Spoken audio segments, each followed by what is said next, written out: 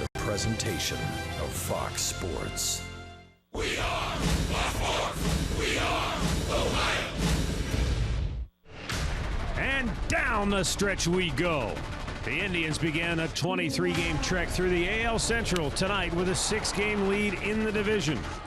First up, a trip to Target Field, a place where the Tribe last tasted a trip to the postseason. Warning lights are out all over the Twin Cities for Brian Dozier, one of the hottest hitters in the big leagues.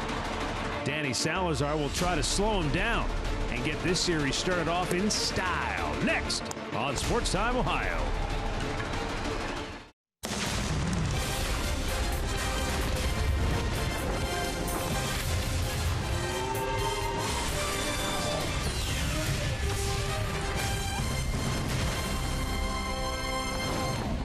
The sun has not exactly been shining on the Twins this year in downtown Minneapolis. They find themselves in last place in the AL Central. Nevertheless, they host the Tribe in a key series here in the month of September here at Target Field. Hi again, everyone. Matt Underwood alongside Rick Manning. And while Minnesota has had their struggles, Brian Dozier is having a very special season. Rick, it's not often you see a second baseman on the verge of hitting 40 home runs in the season. This is one of the best fastball hitters in the league, and he's telling everybody in the Central Division and all around baseball, if you throw him a fastball, he can crush it. You look at it, middle of the plate and upstairs, he loves that pitch, and he continues to get that pitch from a lot of different teams. He has 25 home runs since the All-Star break. He's hit 28 in the Central Division, so he's getting back into the Central Division for the rest of this month, and this guy's still going to continue to look for fastballs, but he pulls all of them. So if you're going to throw him that fastball, make sure you get it down and away. He's hit 8 to center. He has not hit 1 to right field, but this young man is putting together a very good year. Unfortunately, it's the Twins aren't winning. Danny Salazar will get the challenge of trying to slow down Dozier tonight. For Danny Salazar, since he came off the DL, he showed improvement in each start. Maybe not the quantum leap you'd like to see, but it's been baby steps. Well, he hasn't been able to get a win yet, and he's pitched well in his last 2 games. But for Danny, it's all about commanding that fastball. He's been getting to that 100-pitch mark around the 5 innings. He hasn't gone 6 innings. He needs to go a little deeper in the game, and it all comes from commanding the fastball. When you look at the Central Division, and the Indians are in the Central for the rest of the way, 23 games to go, they have dominated their division. They're going to have to continue to do that and play well, and it shouldn't be long. You know, with the magic number around the corner, you want to see them just continue to win a series 2 out of 3. 18 games, that magic number to clinch the American League Central Division and move on to postseason baseball. We'll be back with tonight's first pitch in just a little while. When we come back, Al and Jensen will take it away from the studio. Cleveland Indians baseball is brought to you by W.B. Mason, the official office supplier of the Cleveland Indians. By McDonald's, I'm loving it. And by your local Toyota dealers, visit buyatoyota.com. Toyota, let's go places.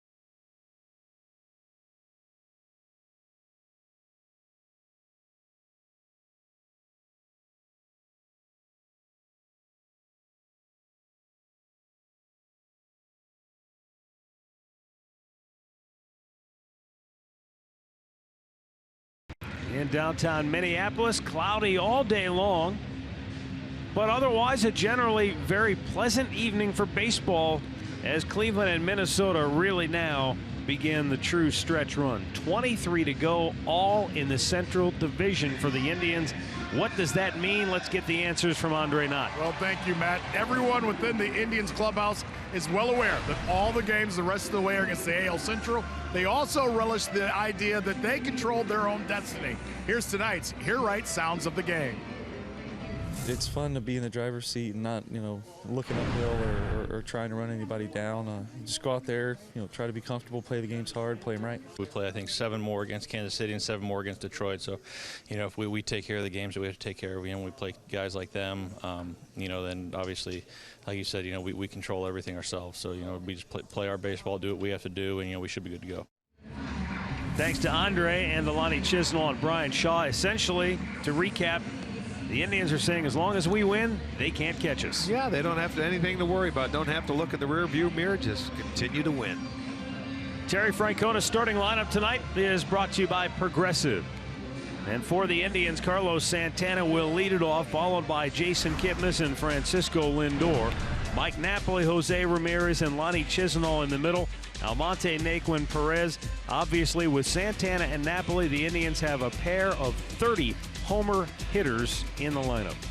And our Northern Ohio Hyundai starting pitcher is going to be Tyler Duffy, making his fourth start against the Indians this year.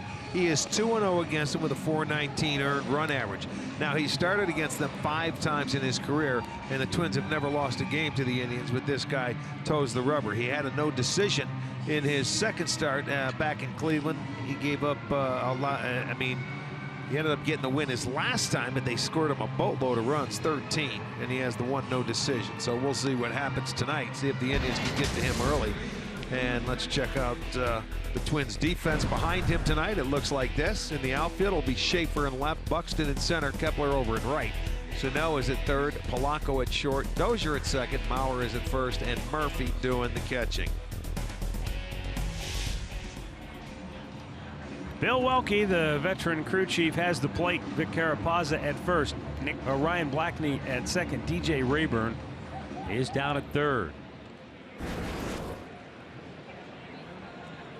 The Indians feature a lineup with 7 left-handed bats against the right-hander Tyler Duffy.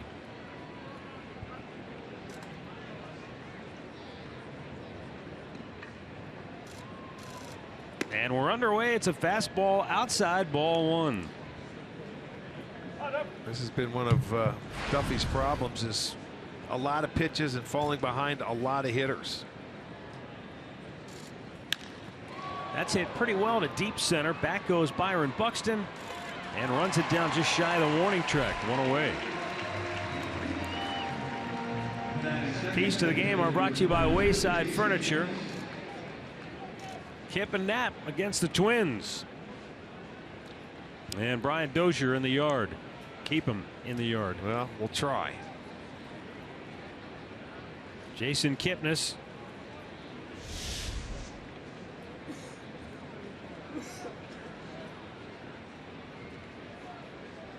Batting .266 against the Twins. Mike Napoli a little better than that, hitting .308.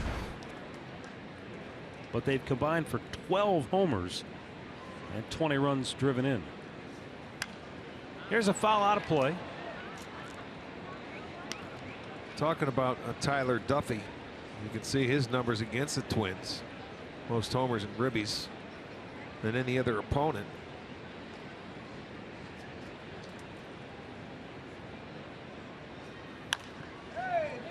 Had one to hit, popped it up.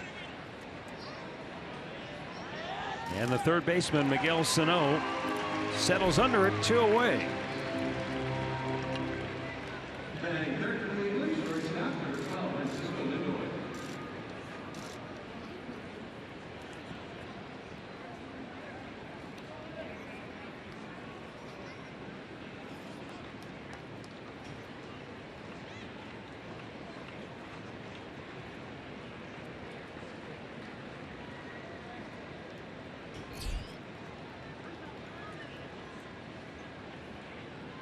And Lindor steps out. Velcro came loose on the padding that he uses to protect that front leg on foul balls.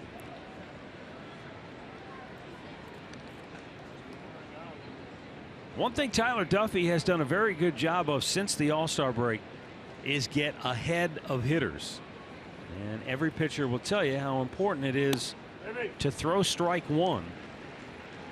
And he's hitting almost 68% since the All-Star break with his first pitch strike percentage. That's 11th best in all of baseball among the starters. There's a line drive base hit to center by Lindor. I wonder how many times we've seen Frankie this year, Rick, come up with a 2-out bases empty single in the first inning. It seems like it happens with regularity. Yeah, no doubt. I mean, he missed his spot. There's a fastball down the middle, and you take advantage of it. That's good hitters that you hit pitches that are down the middle. You should. That's where you take advantage of it and you get base hits. A lot of times in that first inning, the starter's not really in command yet. He's getting a feel for the game, for the mound. Mike Napoli looks, it's outside. I was thinking to myself, with Napoli coming up here, he's such a very good first pitch guy if he gets what he's looking for. And Duffy may be aware of that, and that's why he was trying to perfectly locate that pitch and yanked it. Well, Duffy, as a matter of fact, opponents take the first pitch off him at about 73% of the time. Yeah. You know, and that's rare, because when they do swing it, they're hitting 462 off him. Well, that kind of makes sense. So if they're taking 73% of the first pitches, that's why he's getting ahead so often with that first pitch. But you know, when they do swing and put it in play, they're hitting 460. Ouch. So you know, sometimes you have to be careful, or at least make it a quality pitch. But they sent him down in August, late August, down to AAA, and it was almost like a wake-up session. Like, hey, you go down, you got to work on something, because he wasn't pitching the way they expected him to pitch. Then they called him up. He only made 2 starts down at AAA. Something the Twins desperately need, starting pitching.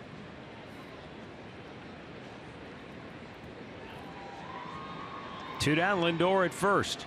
Always a threat to go with 17 steals. And Napoli fouls it back. For Tyler Duffy, his best pitch is the curveball. He has 2 variations of it. One that's a little slower and it breaks more, and then he throws one a little bit harder, and you know, it's sharp. It goes straight down. And that's his out pitch for the most part.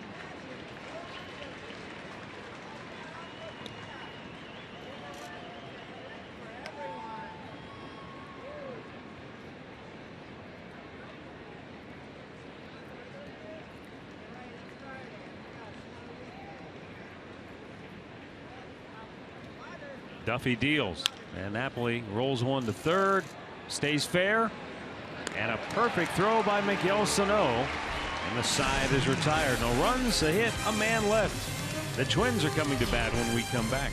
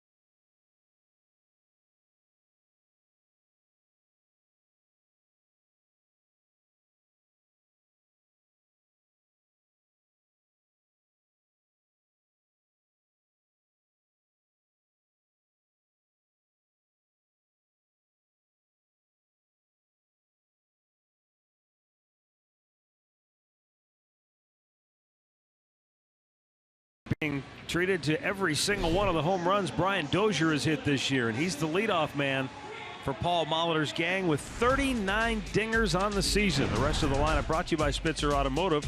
Jorge Polanco batting second, Joe Mauer third, Sano, Kepler, Suzuki in the middle, Logan Schaefer, John Ryan Murphy, and Byron Buxton rounded out.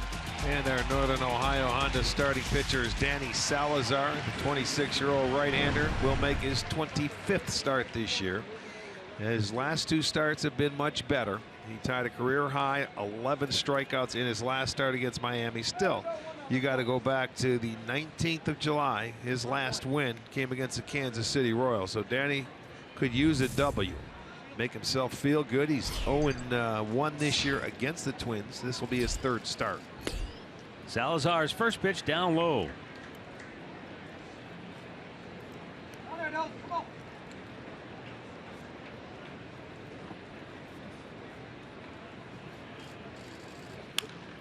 Ran it in on him. Good pitch.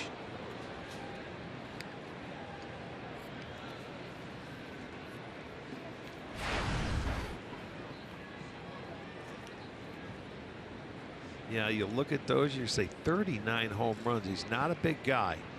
31 of them have come to left field. Back out of play.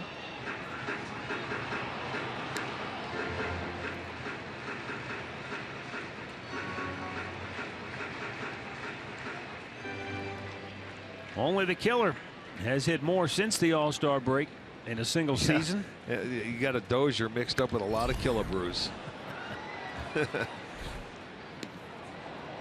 Well, and Harmon had, what, 573 in his career, so he was truly a home run type hitter. But Dozier got to the 30 mark last year. He's looking to get to the 40 mark this year. The 1-2. Swung on and missed. He struck him out. 1 gone here in the first. We're going to make this our Circle K strikeout. He gets him on a good fastball, located up and away. Tough to catch up to that one when you're throwing in the mid-90s. Salazar gets his first strikeout. When opposing hitters are facing Indians pitchers and they get down, they get to 2 strikes. They've struck out 791 times this year. A rate of 40, almost 45%. That's the 2nd best in all of baseball. Only the Washington Nationals have been a little bit better at putting hitters away with 2 strikes than Indian starting pitchers. Yeah. A little high. They get to 2 strikes and they don't give up many hits. Well, when you've got the stuff of a Salazar, a Carrasco, a Kluber, Kluber, even Bauer, I mean, you can see why. 2-1.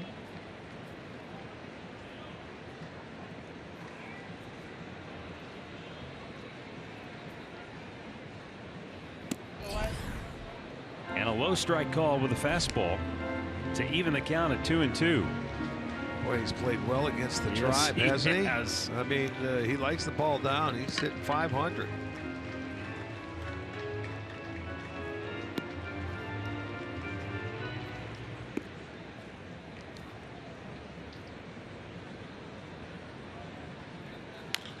Pulls it to first. Santana backs up.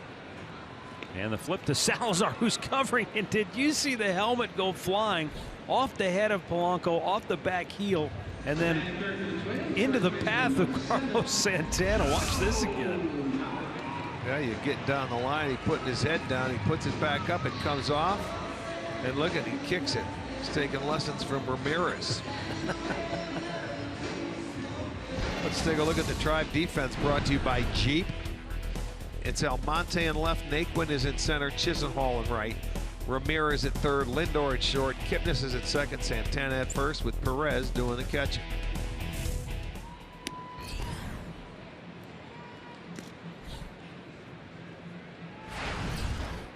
Joe Mauer. He's had a pretty good season against Cleveland. Well, he had one incredible series that you could almost ride out for a really good season. Yeah, right. 12 for 18, that one series. He had a double in every game they played in their last series at Cleveland. but overall they kind of held him in check. Nice curveball on the outside corner for a strike from Salazar.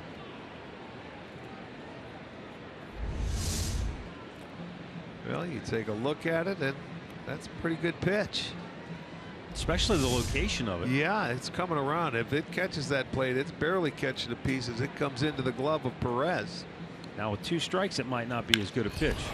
This guy hits the ball the other way as well as anyone, and he's just left the yard. That's where he looks for the ball, and if you throw it out there, he's gonna hit it. He's done it all season long. Yeah. So they still haven't learned their lesson with Joe Mauer. Every once in a while, you got to pitch him in and force him to use those hands and really turn on a baseball. That time he got a pitch, and it was a fastball. We're going to take a look at the Indiana Wesleyan University pitch tracker on this, and it's right down Broadway. And that's what you can do with it. I mean, belt high, middle of the plate. So Mauer hits his 11th home run. Salazar gives up number 15. Look at that. 8 of his home runs the other way. Well, unlike Dozier, where Dozier has 31 to left field, 8 to center, none the other way. This guy, he just wears left field out. Singles, doubles, triples, and dingers. You've got a dead pull hitter, and 2 batters later, a dead oppo hitter. Yeah, that's right. Guy holding a baby. Well, not a baby, but toddler. A young one. Got a house full of kids, it looks like. Pitch outside to Miguel Sano. So he knows how to multitask. He's hold got the his baby, hands full. grab the ball, give it to another kid. Call him Octopus Man. He's got 8 arms out there. Yeah, that 1, 2, 3. It looks like they got a 4-pack. They're both sporting their Twins jerseys. 3-1 the count on Miguel Sano.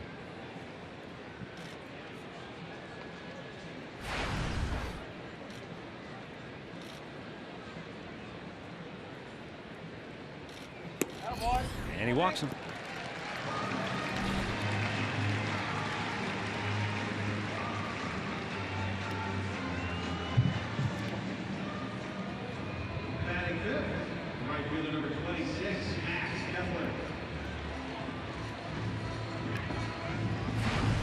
Max Kepler.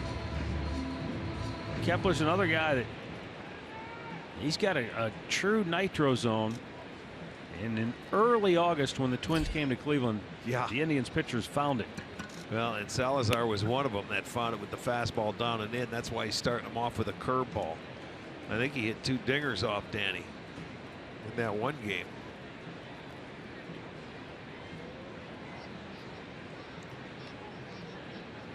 Yeah, he was a mere mortal the last time he came to Cleveland, but in early August. Right back up the middle. He shoots it into center field, and the Twins, with 2 outs, have had 3 straight reach, including the homer by Mauer that started it. He gets a fastball down. Don't know if it was a strike. Might have been out of the zone, but you can see that left-hander drops the barrel head of the bat right on it. Shoots it into center field. Well, now they'll have a chance with a runner in scoring position in 2 outs.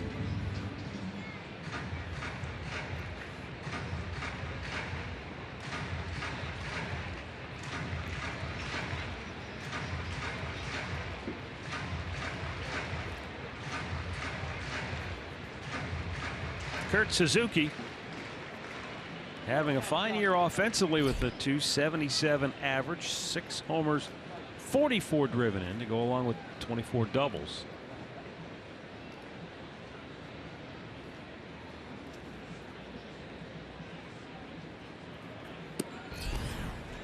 Missed badly there, 1-0.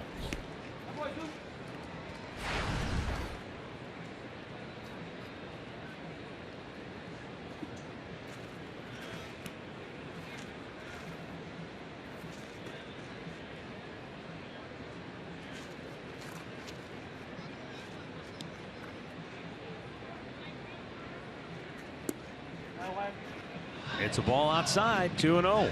Yeah, that's the one thing about Danny in his last 2 starts. I was thinking he reverts back to a couple of years ago when he had 2 outs, nobody on, and now his, that pitch count starts climbing. He has to minimize it. He went 5 2/3 in his last start, 5 1/3 the start before that. He pitched well, but boy, he's up over that 100 pitch mark early. Chopped to short. Go. Salazar gets out of the inning on a bang force at second. And Paul Molitor might go to replay and challenge this one. Kepler popped up quickly, but he's kind of already walking back. I think he feels like he was out. But we'll wait for Paul Molitor's official decision before we send you to commercial break. The inning's either over or the Twins will have him loaded with 2 out. It was a close play. Molitor says no thank you. Minnesota grabs the lead on the Joe Mauer homer. 1-0 Twins after 1.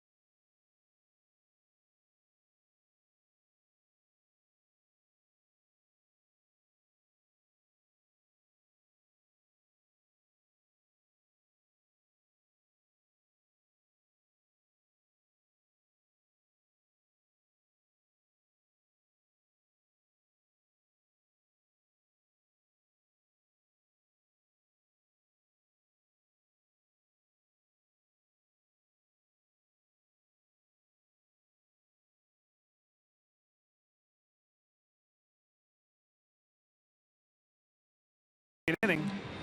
You'll notice during the game that the players on both teams today wearing a patch with the number 11. It's a tragic story that has played out here in the Twin Cities and the state of Minnesota, and recently came to a conclusion. Jacob Wetterling was 11 years old back in 1989 when he was abducted near his home. And it was a mystery that remained unsolved for the ensuing 27 years. Minnesotans started a tradition every October 22nd, the date of his abduction. They would leave their porch lights on throughout the entire state every year on October the 22nd. Earlier this month, over the Labor Day weekend, a man admitted to the abduction and subsequent murder of Jacob Wetterling. And so it unfortunately brought an ugly ending to that mystery. And so before tonight's game there was a ceremony, and the Wetterling family has gone on to do amazing things, everything from trying to get the laws changed to create more awareness. Can only imagine. It's every parent's absolute worst nightmare, without a doubt. And certainly everyone associated with tonight's game, and I know throughout Minnesota and the country, thoughts, prayers with the Wetterling family. And a very nice gesture on the part of the Twins tonight.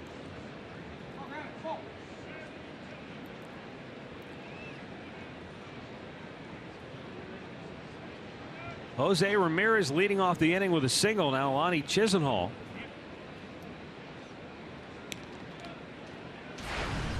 Batting average just below 300 on the year.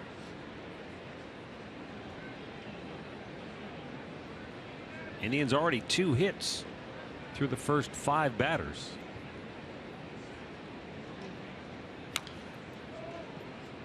And that's saying something, because this is a club that, for whatever reason, and these things year to year change, but on the road this year, they have had a tough time sustaining offense. Their road batting average as a team is .239. Only the Blue Jays and the Padres have a lower road batting average in all of baseball than the Indians. You go through all their notes, home road splits, and most every guy out there hits much better at home than they do on the road, and it's hard to explain. Lottie shoots one to center. Charging in, Byron Buxton makes the catch, and Ramirez retreats to first.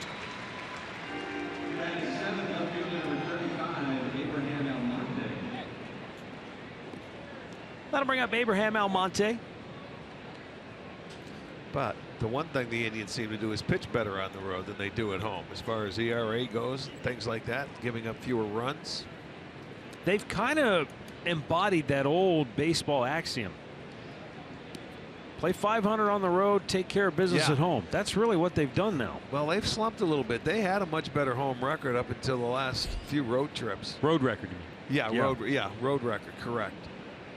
They were playing pretty solid baseball on the road.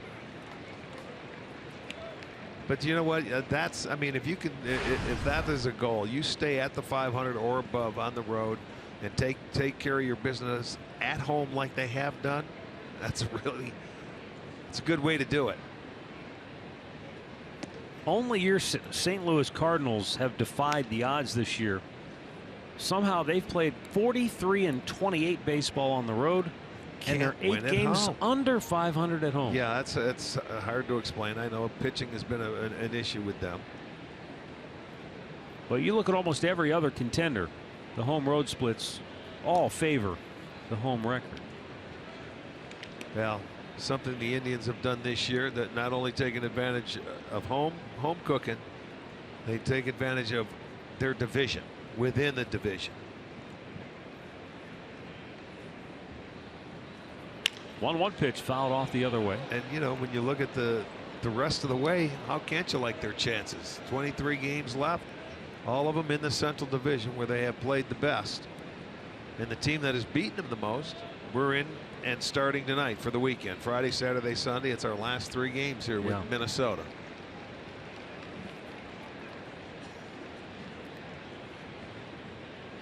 The 1-2. And Almonte bangs it to second. Dozier with a nice play to get it.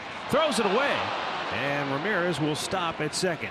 They'll make sure on the replay if it was a bad throw or just a short arm job by Polanco. Well, I know one thing. They had time to get it out. You know, you try to turn 2, but you have to get the first one. If you're going to go to second base, you got to give a good throw. And I think Polanco might have, he stretched a little too early playing first base over there.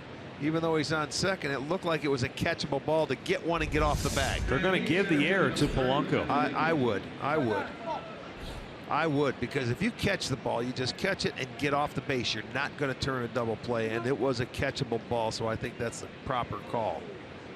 So 2 on with 1 out. We'll see if the Indians can take advantage now. Tyler Naquin. And it's outside, ball 1. Usually, when a team has the worst record in the league, and not that that's something that, no, they've got the worst record in baseball. That usually means you're not playing well defensively. Yeah, and that's the case with Minnesota, dead last. Right, they're 15th in the league. That's their 109th error. And yikes. In years past, Minnesota's always been a great defensive ball club. That's 21. Their pitching and defense, that goes hand in hand. 21 errors more than anybody else. Yeah, it's been a bad year for them. You've got young kids, some young players. You've got them out of position.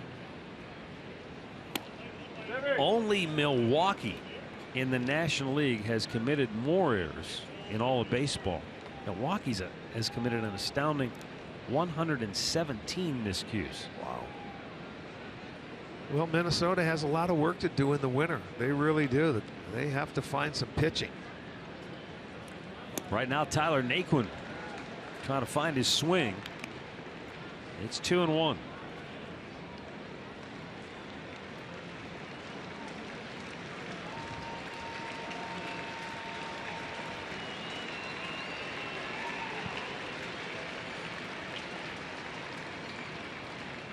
2 on, 1 out. And the 2-1 pitch floats up and away. Well, there it was. He went with that, his bread and butter, the curveball. Now he's behind even more. So let's see what he gets here on a 3-1 pitch. It was the 2-0 fastball. And really, Naquin didn't have a very good swing at that pitch for a 2-0 count. Chased one.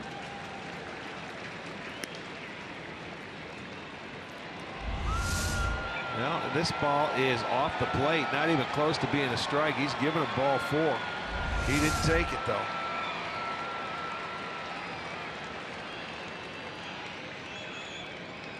Jose Ramirez at second base, Almonte at first, and the 3-2 is popped up out of play.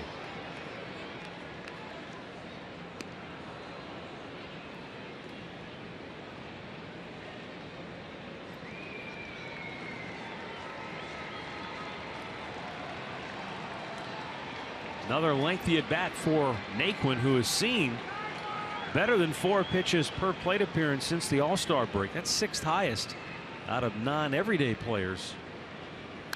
And there's a foul back in the American League.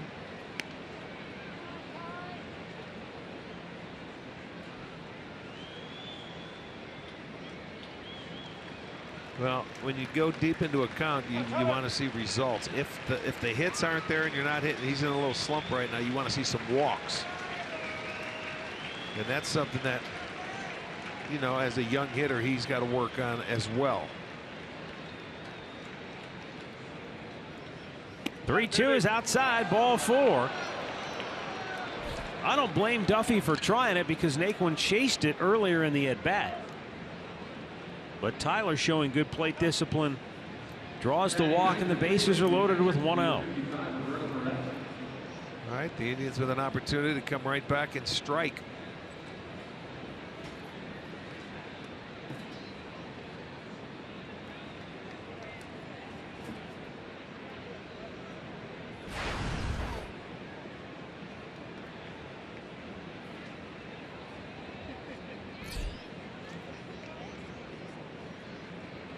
Roberto Perez takes, that's inside. That's the breaking ball backed up on him.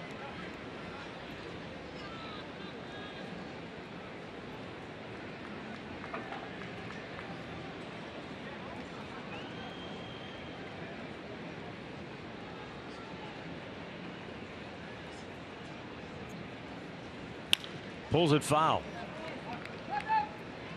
You know, it's funny. You look at a lineup and you say, well, who can we attack? Who do we want to try to avoid?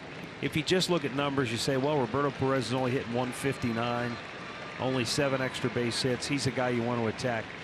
Isn't it something that since the All-Star break, I'm sorry, not since the All-Star break, in the last 2 weeks, his last 32 plate appearances, 16 times he's had runners in scoring position. So it doesn't matter where you bat. You're going to have to produce at some point. Absolutely. And you need production from the bottom part of your lineup. Well, he gets ahead of him. We'll see if he tries to expand his zone with the breaking ball. He's going to look for a ground ball. If he can, he'd like to get out of the inning. Chased it, struck him out. 2 down.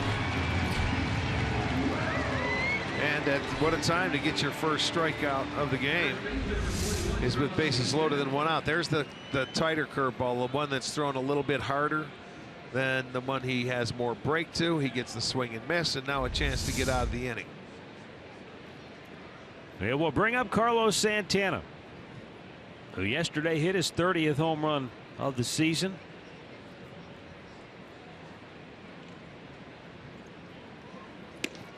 Mike Napoli, playing the role of Nostradamus, said, hey, back in spring training I said we were both going to hit 30 this year. Who'd he tell? I don't know. Somebody, I hope somebody wrote it down. Yeah. Well, if he did, he is absolutely right. That's a nice backdoor curveball. It was a no-doubter too. That was a slam-tana shot. Deep into that lower deck, all the way to the drink rails. The 1-1. Popped him up. Shallow left. In comes Schaefer. And puts it away. The Indians leave him loaded. Twins lead it 1-0, middle of the second.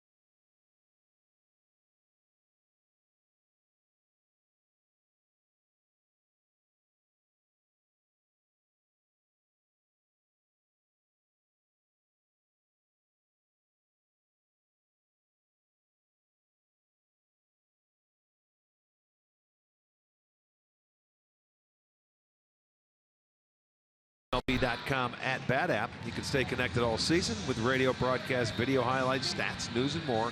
Download MLB.com at Bat, the #1 app for live baseball on your smartphone and tablet.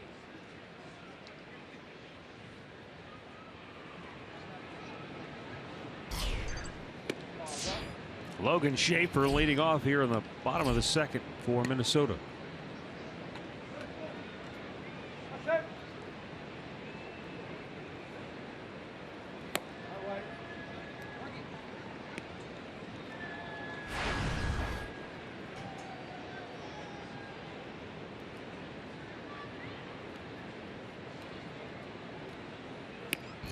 Boom with a fastball right in there. Strike 2 and 1.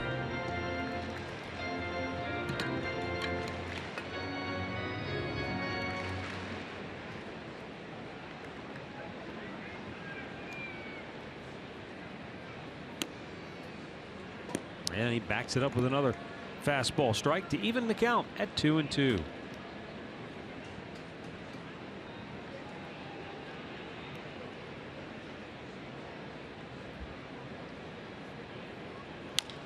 Pulls it foul.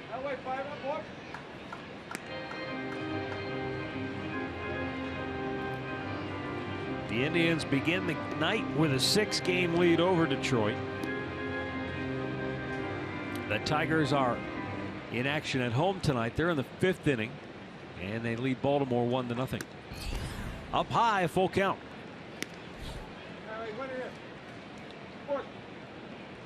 In addition to leading the division by 6 games, they're only a game and a half behind Texas for the best record in the American League. The 3-2. That's ball 4. That's something the players have talked about as something to shoot for. Right. You know, you've got this opportunity. Why not try to secure the best record and home field advantage throughout? That's a little goal you can have, you know, to finish the year, to keep you motivated, not, you know, just wander and say, hey, we're going to win this thing.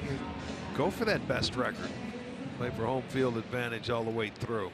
Andre, is that an extra motivation for the players this time of year? It absolutely is. And Mike Napoli, Mr. Nostradamus, as you called it, said it yesterday. He says, we've got to win the home field advantage. We still got a game and a half behind lead, or half. We're a game and a half behind Texas for that. So every game is still important. We're not letting down. Detroit is a good team. They're not out of it. I've seen leads shrink quick, but our goal is to have the best record in the American League. And as we know, Mike Napoli doesn't pull punches. He says exactly how he feels, and he wants every guy in the clubhouse to feel the same exact way. That's that would be a good attitude to have. John Ryan Murphy takes ball 2. Salazar not sharp here tonight at the outset. Well, again, it's commanding his fastball. It's the second inning, and it's the second time that Perez has been out to the mound. And it seems like every time he comes out, in comes Lindor. Well, the pitch count certainly has been a problem for Salazar, getting through 5 and into the 6th inning so far, and he's climbing already. 33 pitches. We're in the second, nobody out. Well, on the year, Danny has 63 walks. I mean, he gets out of a lot of trouble because he can strike guys out. That's what you need, some contact. A 2-for-1 ball. Close play at first. They got him.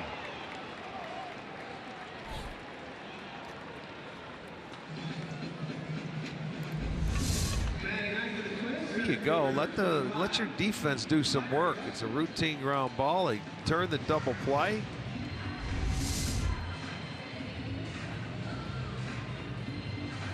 There's a reason they call it the pitcher's best friend.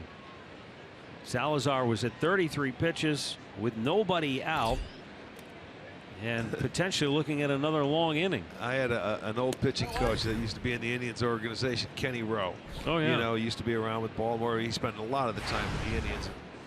We were out shagging one day, and I said, "That's a pitcher's best friend." He said, "No, it's not. The triple play is." I said to myself, "Oh, okay, I guess that's true.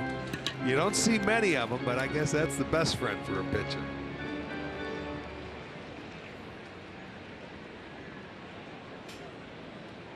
The 1-1. If that's a pitcher's best friend, it's a phone call that usually gets unreturned. As you said, there aren't many times you see one turned. I mean, you rarely see it, but there's been a few this year. I think who was it? Is it the White Sox that's turned a couple of them? Buxton popped it up, out of play. I'm trying to remember, the last one we saw was with our team was Cabrera. It was at the catcher. Made a diving catch on a bunt play through the second back to first, or they tagged him. Oh, I forgot about that one. Yeah, I was thinking of the one out in L.A. where we had to get the replay, Dodgers the review. too. Yeah, Remember? that might have been before. That was crazy. What was that? A couple of years ago? 2 years ago. You're right. That came in from left field. Slow chopper to second. Kipnis has it go right under the glove. He didn't get the tailgate down. And Buxton is aboard with 2 outs to continue the inning, and that's not what Danny Salazar needed right there. No, I mean, it's a routine play. You're walking off the field, and all of a sudden he just didn't get down low enough. So it'll go as an error on Kipnis. First error for the Indians. That's only their 77th on the year. But it keeps the inning going, as you said. And it turns that flips over that lineup to Dozier. Dozier struck out his first time up.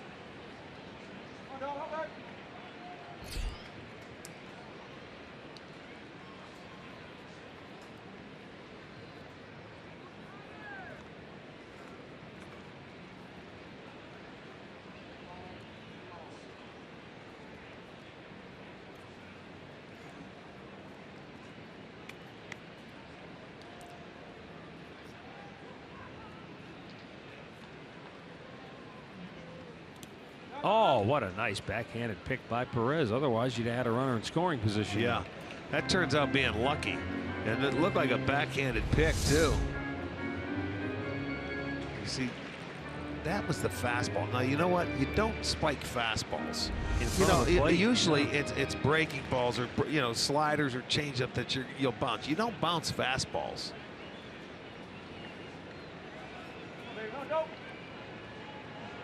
We had that graphic earlier on Brian Dozier with regards to the home runs. 31 of his 39 home runs have gone to left, the other 8 to straightaway center. Right. He has pulled almost 62% of the balls he's put in play this year. That's more than anybody in baseball. That's his swing. You look at it. I mean, but when he gets a good fastball, he doesn't miss it for the most part. He may once in a while. Popped up out of play. I'm not saying you can't pitch him inside or anything like that, or you can't throw him a fastball, but you better not make mistakes with it down the middle. I mean, if you're going to go in and knock him off the plate and see how far he can hit it to right field is my point, because he doesn't have a home run there this year.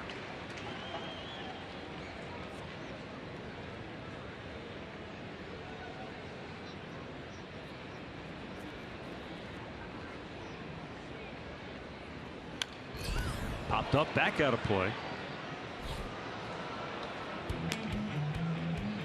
T-Mobile, greater coverage of baseball. This is what Dozier's done recently. 9 homers, last 9 games. Pretty impressive. 25 since the break. 28 against the Central Division.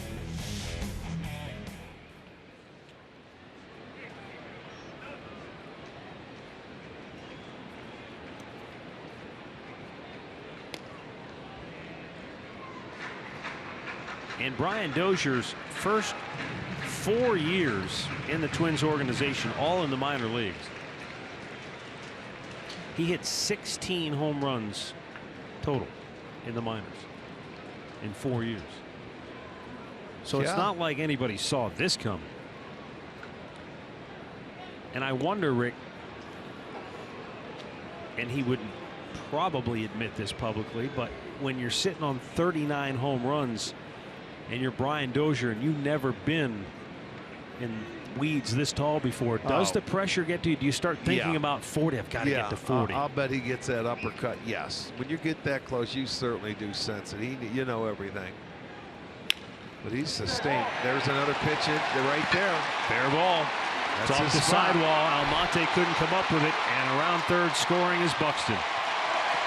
So the error proves costly, and it's 2-0 Twins.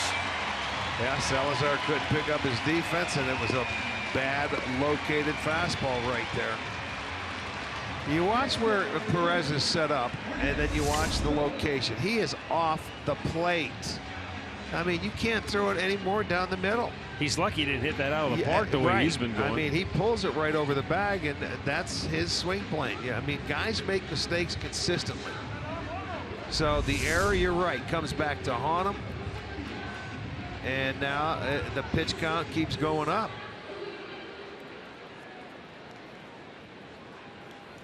Jorge Polanco grounded out in the first.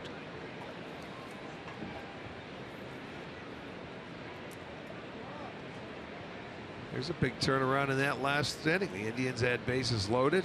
They had 1 out and a chance to do some damage. They get out of the inning, and you come back in this inning. You get the first 2 outs on a double play ball. You get an error and then a double. Sometimes you got to pick your defense up, though, too. That's true.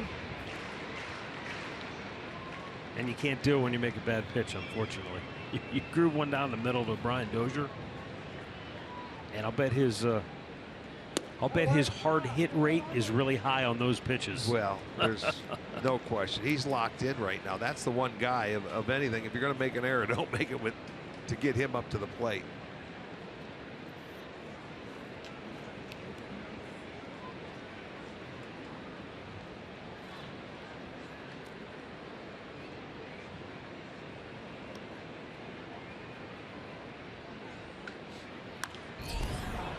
This is up in the air, foul territory, and out of play.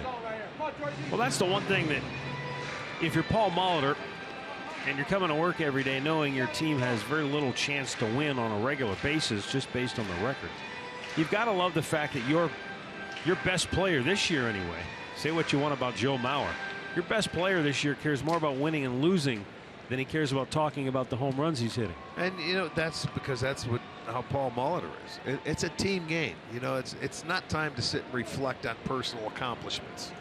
It's time to win baseball games. And you know, you'll have time at the end of the year. You can sit back and reflect on it. But you know, they're struggling. They've got the worst record in baseball. They got a chance to lose, 100 games. And it's no fun. You know, when you succeed and you don't win, it takes a lot of stuff off of it. You know, a lot of luster. You don't feel good about yourself like you should. Almonte makes the catch. The inning is over. An unearned run for the Twins, who now lead it 2-0.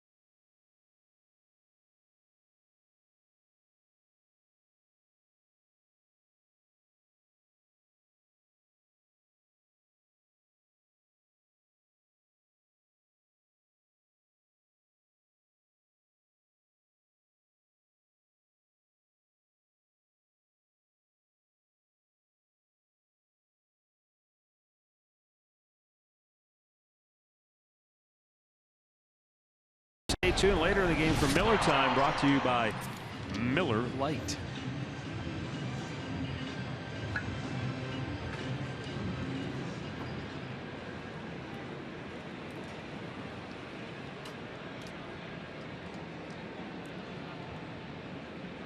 Jason Kipnis will lead it off. He's probably still got a slow burn going right now. Well, not much you can do. Errors happen. You put it behind, you get a base hit. You give up one, you got to score one or drive one in. Kip has a rather well-known reputation among his teammates as being a guy who, once the inning is over and he goes up the tunnel, he's not really able to hold his emotions in check. He's been known to snap and break things. But you got to have an outlet when you play this game.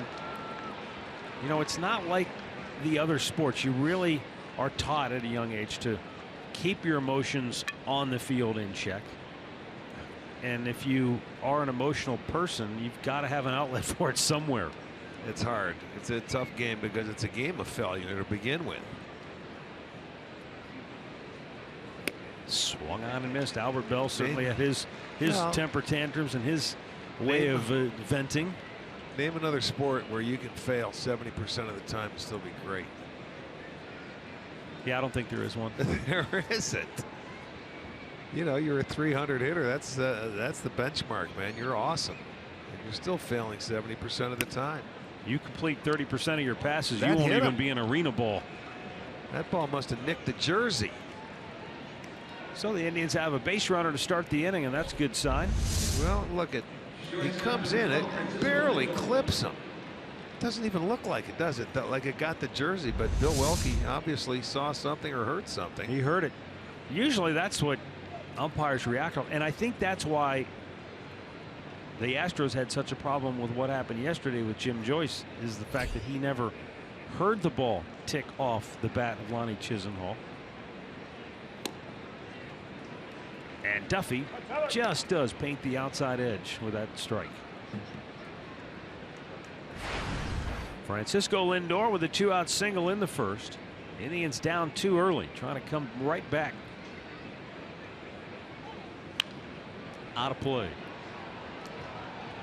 I want to send along a birthday wish to Bob Engel, turning 97 today from Put-in Bay, Ohio. Bob, happy birthday. Look at Frankie in his last 12. 22 out of 45. Well, that's Mr. 3-hit game. 23 times. He gets 3 knocks, so he's got 1. Let's see him get 2. Nope. Slow tapper. Low throw, and they can't dig it out. Again. A second error by the Twins defensively. This one's going to be on the pitcher, Duffy, who threw a low screamer into Polanco, who tried to dig it out, but he couldn't come up with it. Wow, this is, you have got to take advantage of this if you're the Indians. This is a routine double play ball if he gets them. And all Duffy has to do is just throw a strike at the shoulders. He short hops it, boy. He spiked it into the ground. And they've got an inning set up. A hit batter, an error. It's now first and second, nobody out. So Mike Napoli to the plate with 2 on, nobody out. Napoli a ground out his first time up.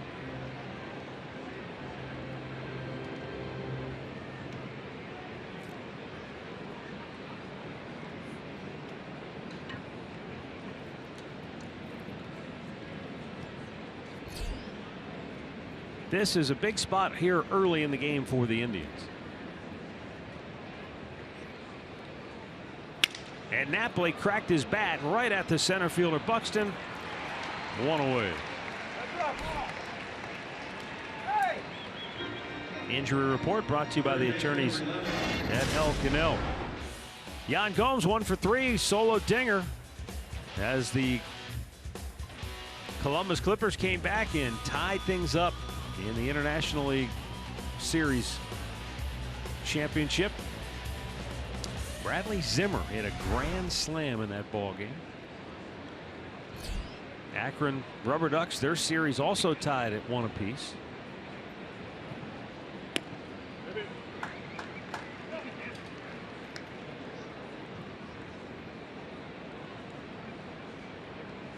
And the Lynchburg Hillcats, their series also tied at 1 apiece. So lots of postseason action for the Indians minor league affiliates. And Andre has more on Yan Gomes. Well, that postseason activity by the affiliates for the Indians is helping Yan Gomes because he can continue playing. He's not with Columbus now. He's playing. He's DHing tonight for Akron. So as he keeps busy. Hold on a second here. That ball nailed Duffy, and the bases are loaded. Sorry, Andre. Go ahead and finish. Tonight in Akron. He's basically staying in Ohio. He's DHing for Akron tonight. He'll take tomorrow off. Then he'll catch again on Sunday with whoever is home, Columbus or Akron. But Tito did say this. When he does get with the team, he will not be the everyday catcher. That would just be unreasonable to ask for him at this point in the season. Yeah. Right. Makes He sense. missed a lot of time. I mean, the last time we saw him was right here in Minneapolis, right after the All-Star break. It was the last game of the series on that Sunday. That's when he went down at first base trying to run that ball out. And you just hope that, he can get back, because I know he's worked his tail off and he wants to be part of this club, and hopefully he can get back and help. Speaking of help, Lonnie Chisenhall drives one deep left center field in the gap. That's going to get down and right at the base of the wall. Kipnis scores. Lindor scores. Ramirez jammed on the brakes, and wisely so. Good move by Mike Sarbaugh. And the Indians have come back to tie it. They've got runners at second and third. Still only one out as Lonnie Chisenhall drives in his 53rd and 54th runs of the season. Well, he's going to take that ball the other way, and unfortunately Ramirez was robbed of an RBI single, but they're going to have to hold him up. It's a 2-run double for Chisenhall, and Indians come right back and tie this game, and this inning has been gift wrapped by Minnesota. Let's see if they can keep going.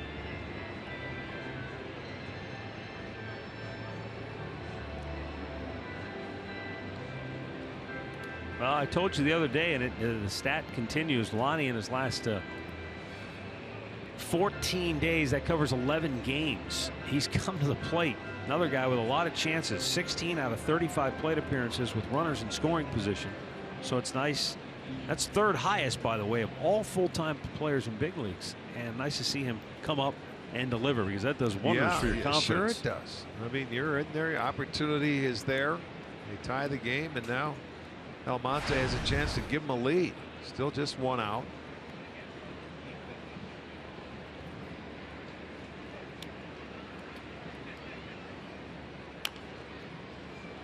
Terry Francona has applauded. Hold on a second here. This is the Yan Gomes injury that occurred earlier in the year. Yeah. Didn't know. We thought it was his knee originally, where his leg came out. Boy, look at him holding his knee right there. And he did hurt the knee, but it wasn't serious. Yeah, that it was his shoulder. That's what he landed on. Crazy. Ground ball to second. And that'll get a run home. The Indians take the lead. I was about to say earlier, Terry Francona has applauded the efforts of Abraham Almonte under less than ideal circumstances, given everything that he went through with the PED suspension, coming back in the middle of the season with no at-bats, no playing time, trying to fit in. Obviously an awkward situation, but he said, hey, he's plugged away, he's worked hard, and he said, and he knows it's not an everyday situation, but he shows up ready to play every day. And whether that's starting or whether that's coming in trying to come off the bench late in the ball game. Tyler Naquin with a runner at third and 2 down. Takes a strike.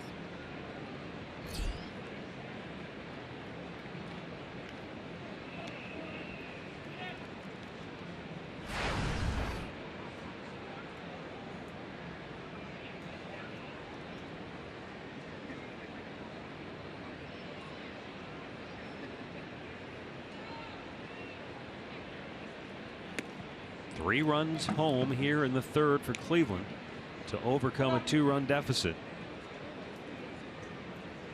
Well, and it was Duffy set it up by himself. Yep. He hit Kipnis, which brushed his jersey. The leadoff man, then he made a bad throw at second on a double play ball. And now it's a 4-run inning. A big 2-out base hit by Naquin on a changeup. So they'll make it a 4-run inning, and that's taking advantage of a situation right there. You get the extra outs, you take advantage of it, and now they doubled that lead. Aikman, you can see he goes up and gets that ball up out over the plate and able to pull it in the hole because it was a changeup. And in comes Chisenhall. And it's the crooked number. This is what propelled the Indians yesterday against Houston, the big inning. They had the 2 big innings, the 4s. They had 2 times they put 4 on the board.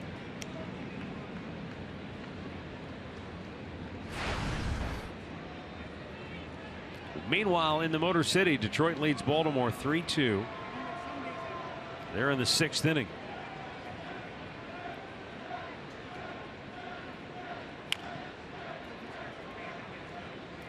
No balls, 2 strikes. The count on Roberto Perez.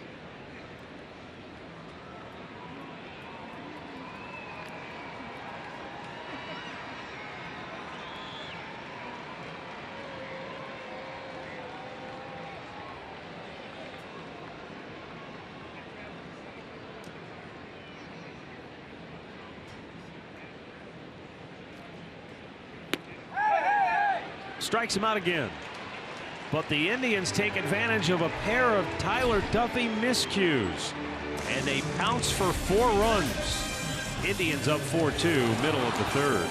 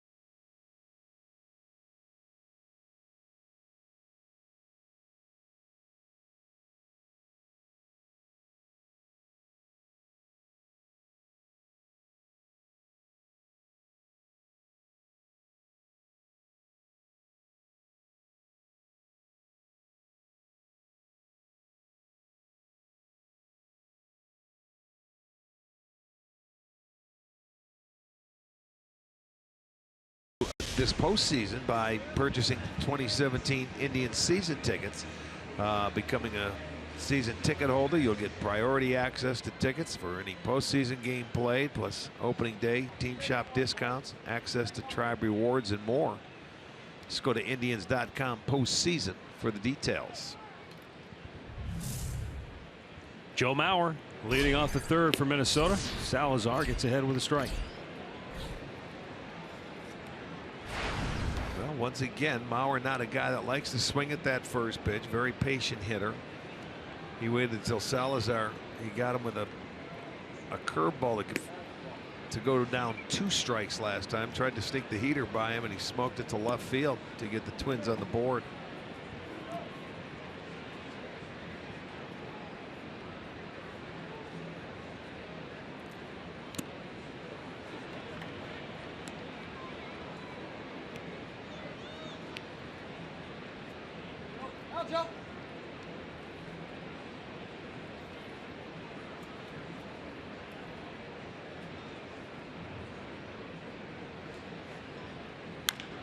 Bouncing ball to first. Santana backing up again. Makes the play. 1 down. Our stat of the game brought to you by Buick. Indians with 11 game winners across the board. 5 first time since 1954. And we know how good that rotation was. Yes, indeed. Now, Arch, back then they had a 4-man rotation, so did Houdeman and Feller kind of split duties in that spot in the rotation? That's a good question. I don't know exactly what happened. I only see Bob at 13 there. Well, I remember Bob used to tell me about how they took trains, and a lot of times they played doubleheaders on Sundays. Right. If Mondays would be off for travel. Sure.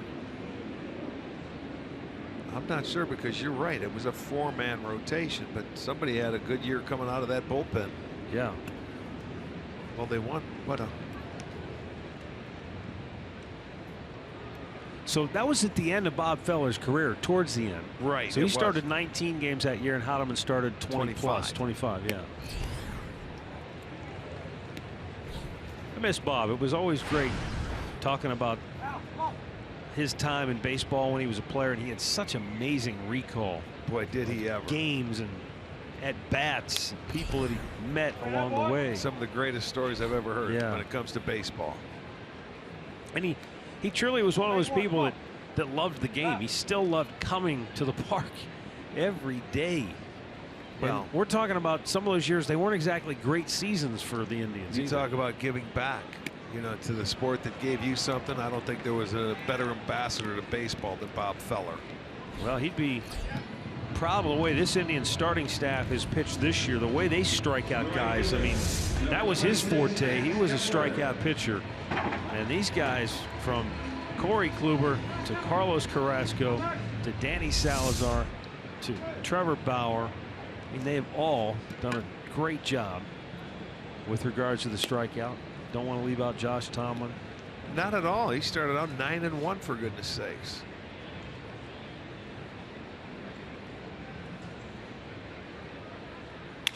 Ground ball, routine bouncer. That's a good inning. Pulled him off, but Santana kicks the bag. 1, 2, 3 go the Twins. And the Indians lead it 4-2.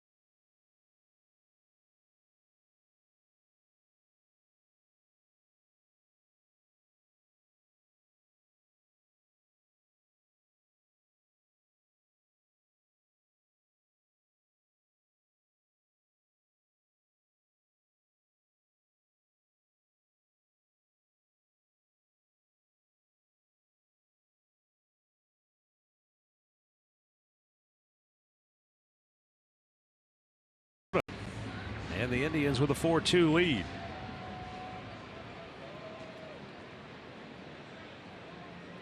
This is one of those fleeting days of September where the weather is just still perfect. Yeah, it is really nice, comfortable.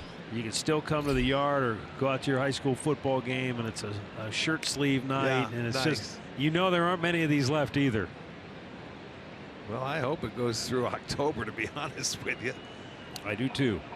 We can as I said, it's going to be an Indian summer, so it's going to stay warm for a long time. Carlos Santana's fly to center, fly to left.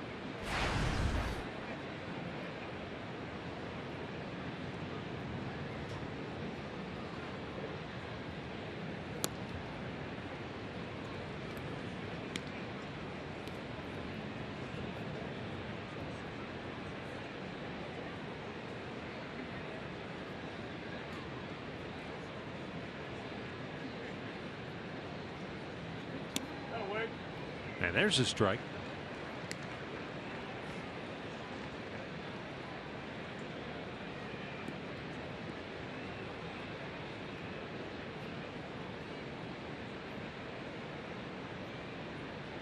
Shift on, 3 to the right side of the infield for Minnesota. But they'll shift mid sequence too, because right now you got the shortstop Polanco on the left side. The third baseman Sano is actually over towards second. That's when they get to 2 strikes. That's what they do. They send Sano over there. He was way out in front of that one.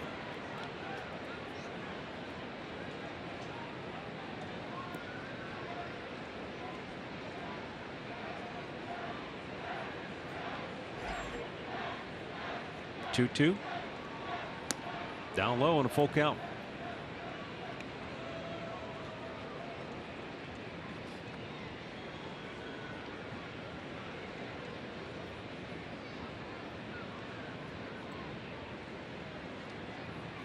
There's a line drive right field and a nice catch by Max Kepler. He picked on a hanging breaking ball and he smoked it. And it stayed up, and Kepler comes in and able to make a sliding catch on it. Hit it right on the nose. You can't hit any better than that. It's about as hard as you can hit a baseball. Unfortunately, nothing to show for it. And up comes Jason Kipnis. He started the trouble for Minnesota last inning. The irony of this game sometimes kills me. It was Kipnis's error in the top half of the inning, or I should say the bottom half of the second inning, that got the Twins their second run. It was 2-0. Then he comes up right after that inning ends, leading off. He gets, as you said, nicked, just barely nicked by a pitch. So he's on base. Then he looks like he's going to get forced at second base on a ground ball, except the pitcher throws it in the dirt, so he's safe. Yeah. And it all tumbles. It fell apart, and you look up and you have a 4-run inning. So it helps ease some of the ill will that had built up inside of Jason, I'm sure.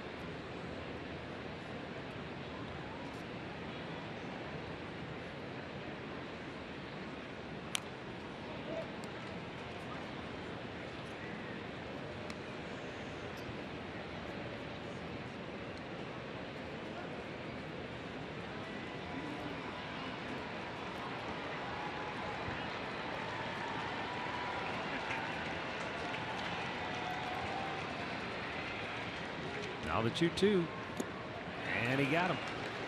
Ball in the dirt, struck him out. 2 down.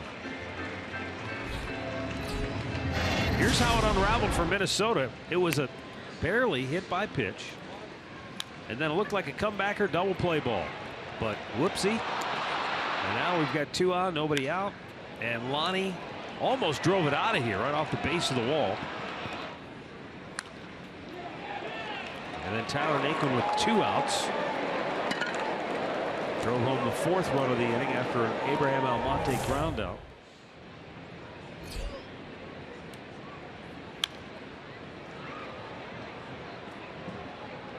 Three strikeouts for Tyler Duffy tonight.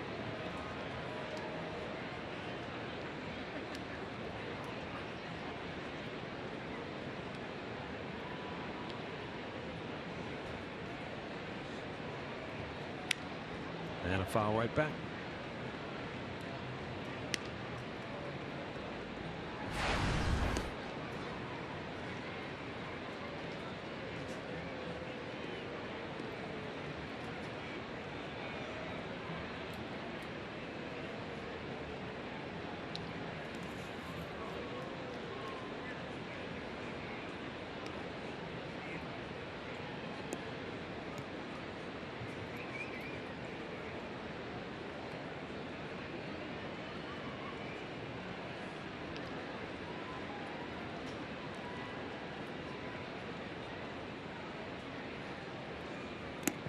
Good pitch to lay off by Lindor. 2-2.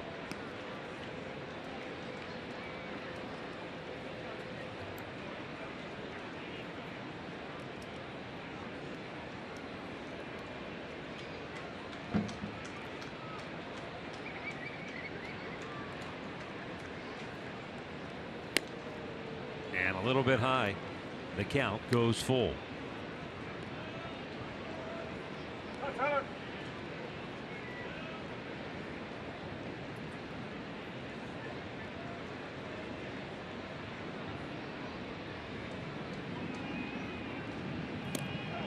And he strikes him out. Tyler Duffy bounces back. He works a 1-2-3 inning, strikes out a pair. We'll go to the bottom of the fourth, 4-2 Cleveland.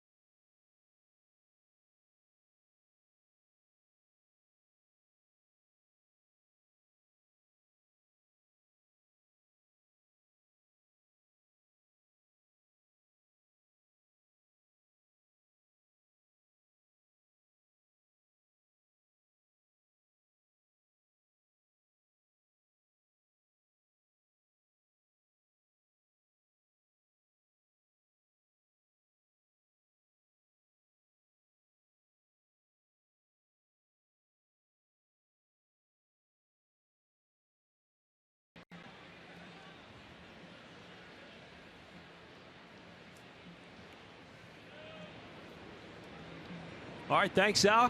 Keep a close eye on that one for us. Here it's 4-2, Indians on top.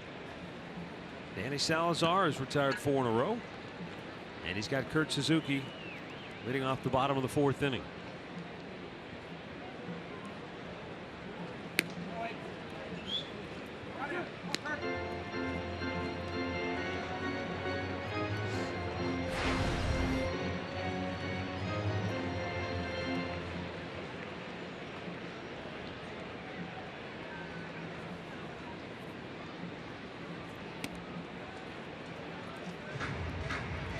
Two and one to count.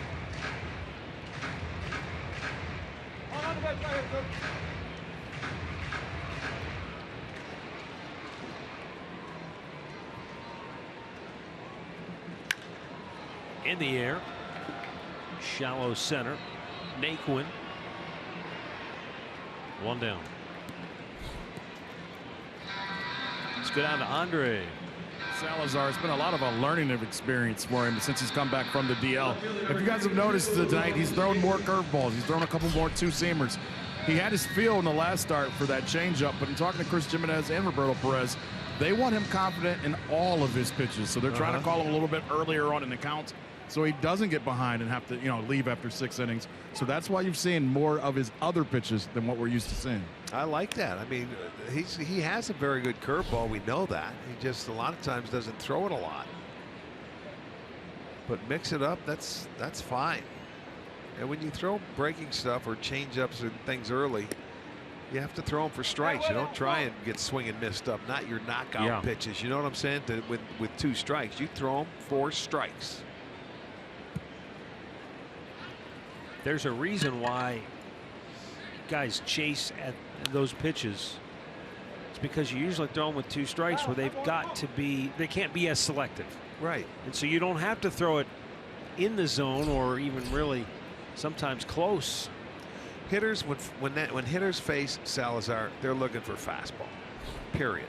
So if you can throw your first pitch curveball, strike one, or something off speed in the zone for a strike, now it plants a seed, and they're thinking, oh my goodness, now what do you do? 97 on this fastball. Well, 95. Did he call that a ball? Yeah. You got to be kidding. My goodness.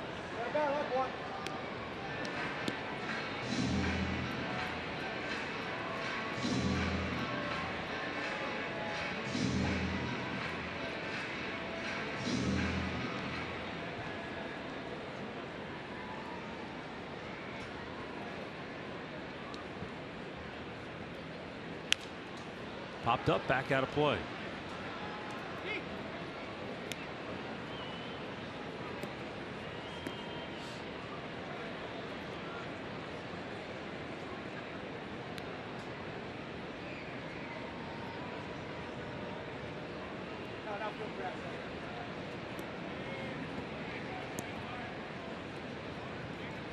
Oh, what a breaking ball. There you could see Schaefer completely tied up. Yeah, overmatched. Just the third strikeout for Danny. That's okay. Third strikeout, just get your outs. Look at that, was a good pitch. And watch the swing. That was like an emergency hack.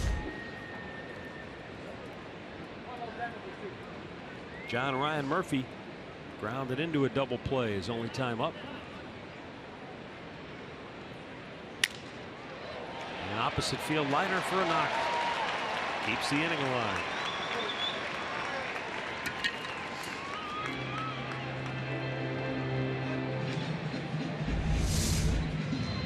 This is the face of pure joy. He will never he will never forget that the rest of his life.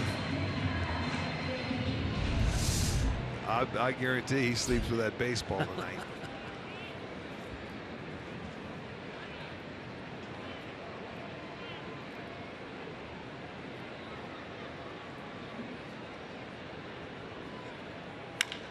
Oh my. Goodbye. That ball's destroyed. Tie game. Byron Buxton with a 2-out, 2-run homer.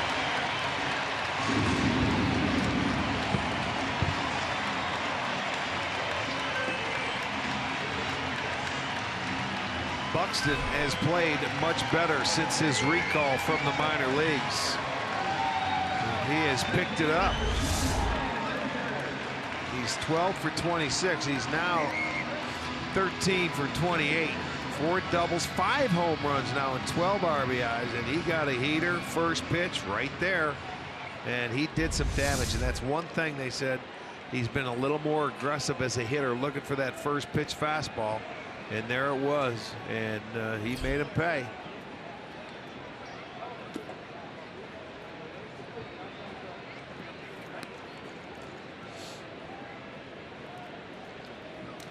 That's the second home run of the night allowed by Salazar. 16 now on the year.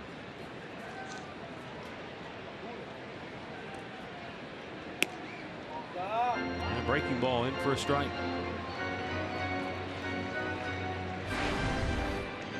Again, like in the first inning, he had the first 2 out, nobody on, and then he allowed the home run. This time it was a little single to right, and then the homer followed.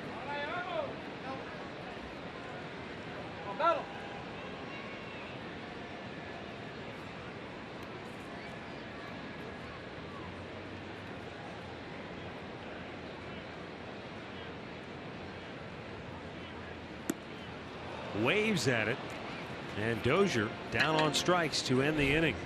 But the damage done this time by the number 9 hitter, Byron Buxton. 4-4 through 4 in Minneapolis.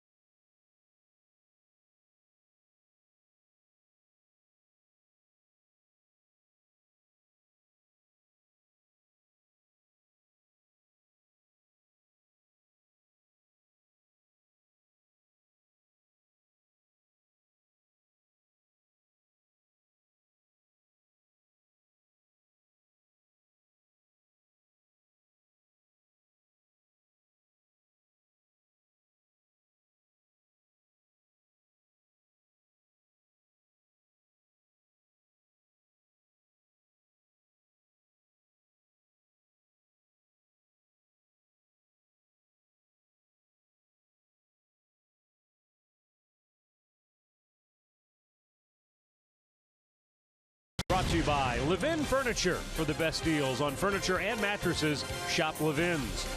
By your Northern Ohio Honda dealers. And by the Cleveland Clinic. Access anytime, anywhere. Target Field, home of the Minnesota Twins, and Mike Napoli high in the air, deep left, upper tank. Mike Napoli puts the Indians right back on top 5-4 with his 32nd home run of the year. And that baby was launched. It hit in the upper deck in left and then bounced down into the second deck. Woo. I don't know if I've seen a ball hit up here. Well, he takes one swing of the bat for the Indians to retake the lead. A little curveball right there that stayed middle in, and he said, thank you. Look where this thing ends up. Oh. 23rd home run allowed by Duffy. Mike's dialing long distance. You got a call nearby St. Paul to get the location of that ball. Now Ramirez shoots one in the left. How about him? 3 for 3 tonight.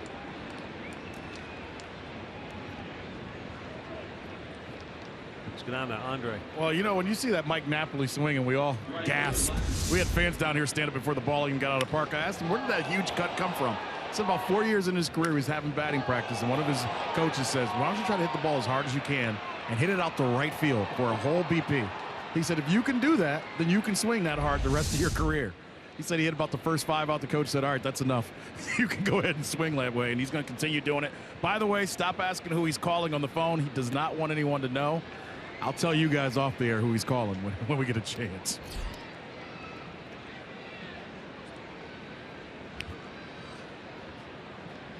He doesn't want anybody to know. It's okay. We don't want to know. He's calling long distance. He's dialing long distance. Now, Lonnie Chisenhall, 2-run double the other way, his last time up in the third. Chases one on the dirt, 0-2.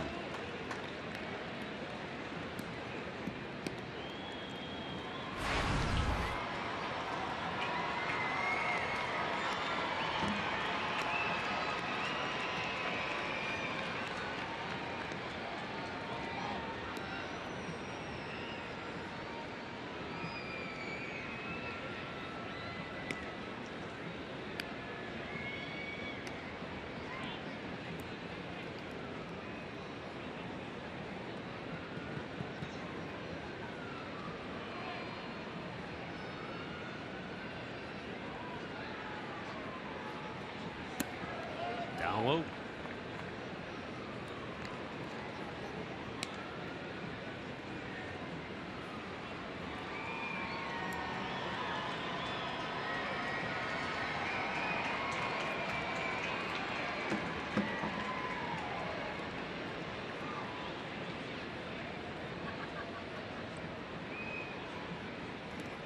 Low, and Lonnie lays off.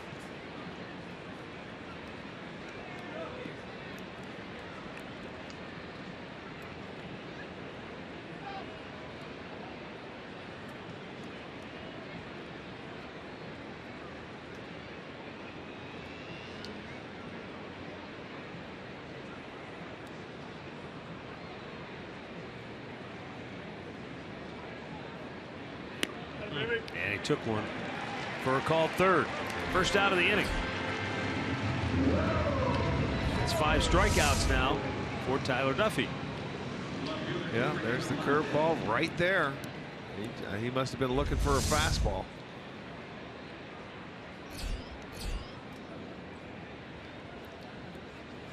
Well, there you see. That 87 had a big second inning at 27.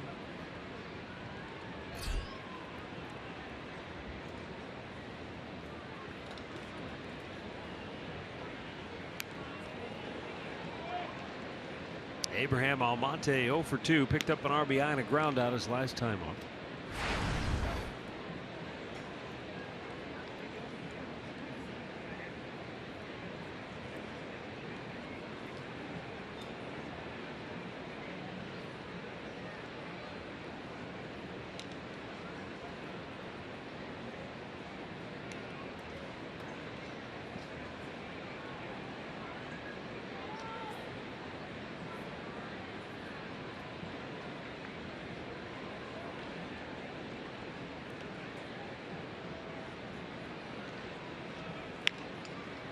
Popped him up. This might be a tough play, though.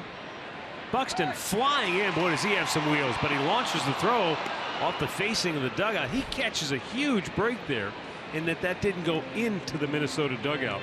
So Ramirez cannot advance.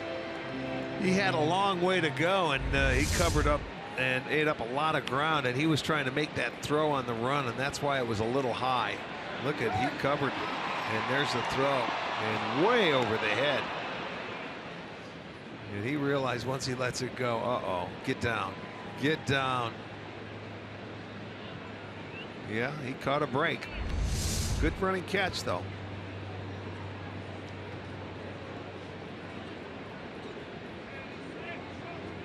Tyler Naquin. He has walked and driven in a run with 2 outs in the 3rd.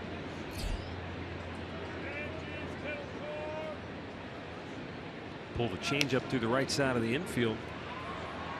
That drove home Lonnie Chisenhall.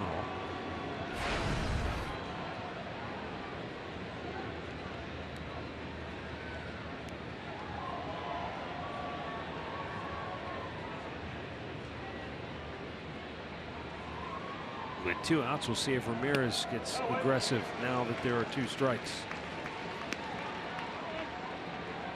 Well, the one thing, if he does run and they steal second base, that'll leave first base open where they don't really have to give Naquin much to hit with Perez on deck.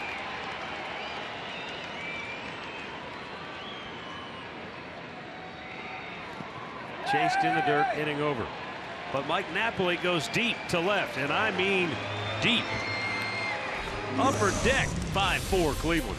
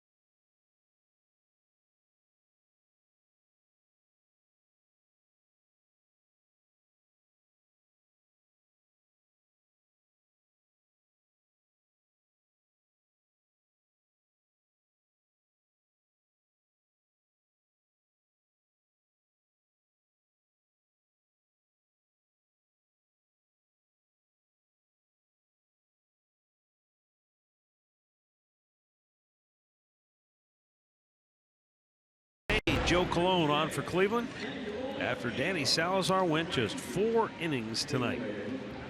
Colon 0-1, making his 5th appearance, 2.08 ERA. Just a few innings under his belt, but he's on to pitch a few meaningful innings here. Although should he falter, that bullpen already up behind him.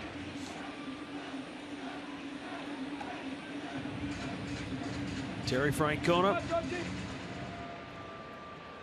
Each and every one of these games taking on added importance as we go down the stretch. He's going to try to win every single one of them.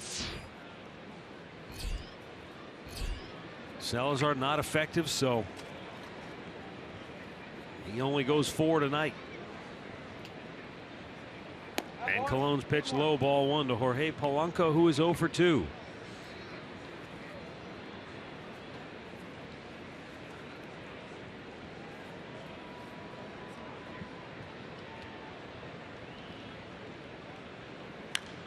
Popped up, out of play.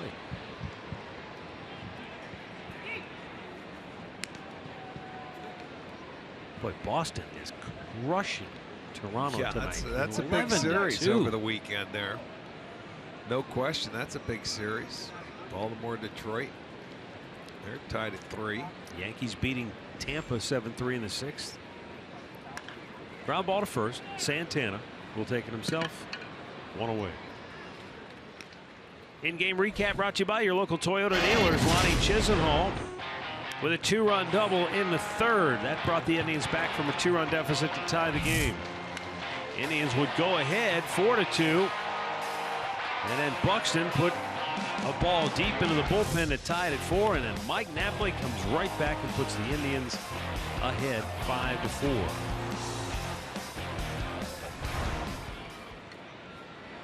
Still waiting to hear the distance on that home run. I don't think they want to tell.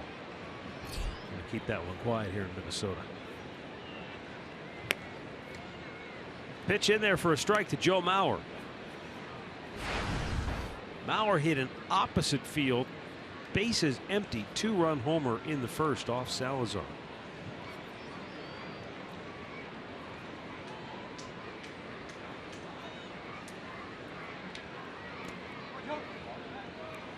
Yeah, you watch it. 2 strikes. Watch the fastball. It was right there for him. He stayed on it nicely. It was a line drive too. Got out of here in a hurry. That gave him a 1-0 lead. That was Mauer's 11.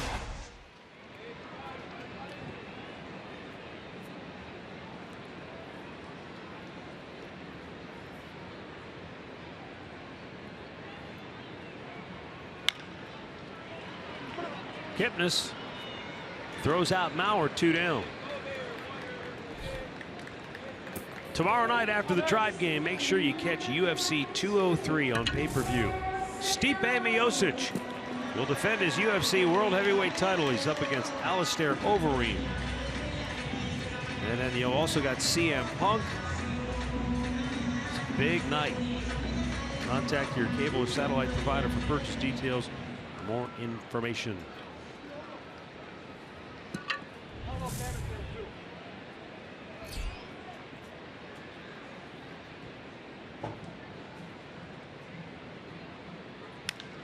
High pop.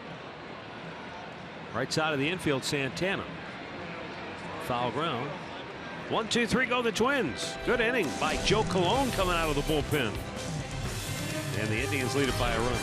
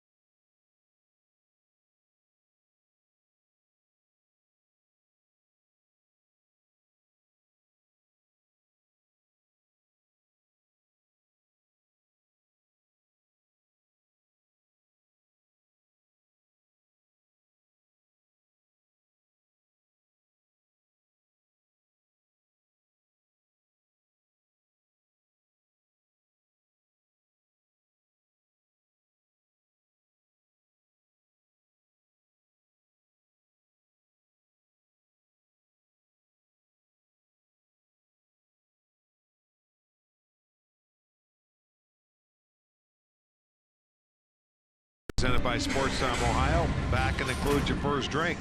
Grab some friends, catch a game from the corner, out in right field, or the new drink rails out in left.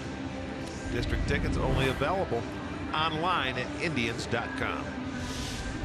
Well, neither starter got very deep into tonight's game. Tyler Duffy went 5. He gives way now to Buddy Boshier. Boshears making his 28th appearance on the year.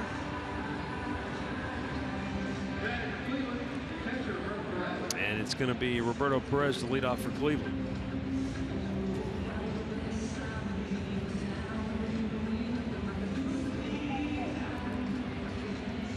For Tyler Duffy, he goes 5 innings tonight, gives up 5 runs on 7 hits, but only 2 of those runs will be counted as earned runs. Yeah.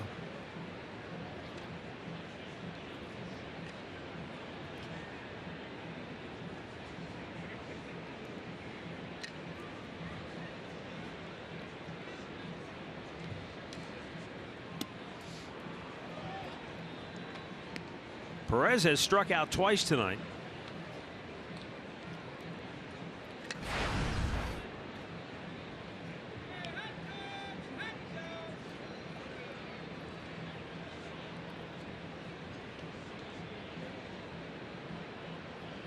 And a foul out of play.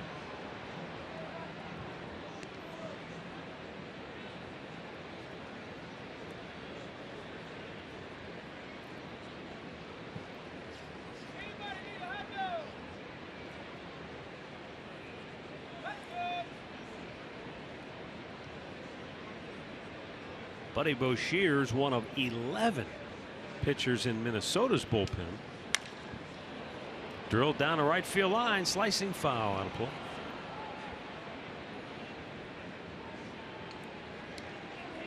Oh, Buddy was on DL there for a while. Activated September the 2nd. Since coming back, he's pitched 3 1/3 perfect innings, punching out 5.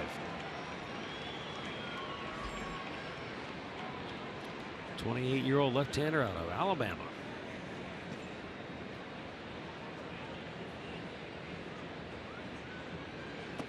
Downstairs, 2-2. You know, when you hit that or you slice that ball down the right field line, I watched Perez there.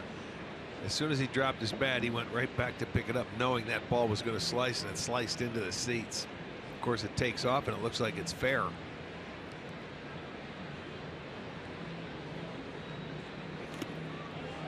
Down on the dirt now and a full count.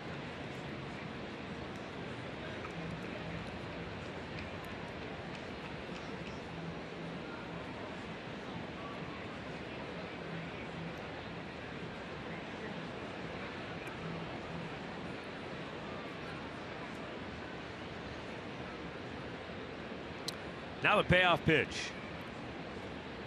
And Roberto rocks one into left field. The Indians get their leadoff man aboard. His first hit tonight. And the 8th for Cleveland. He gets a fastball, full count, not going to walk him, and he gets a base hit. Hits it to left field, line drive. Hit number 8 for the Tribe. And up comes Carlos Santana, who is 0 for 3.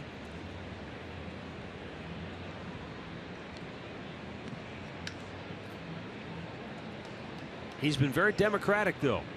Fly ball to left, fly ball to center, fly ball to right. That was a line drive to right, though. Yeah, it was. He hit that one on the nose.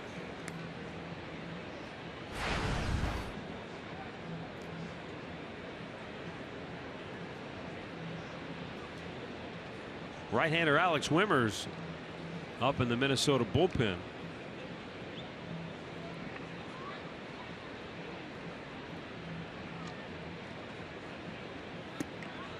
The base hit by Roberto Perez, the first base runner Boshears has allowed since coming off the DL. But quickly out to the mound, John Ryan Murphy. After Boshears gives up the hit and then falls behind Santana 2-0. Santana's done enough damage in his career to the Twins for them to be a little nervous in this situation.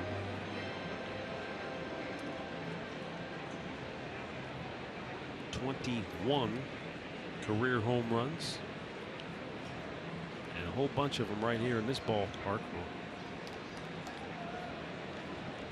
Twins territory, as they call it.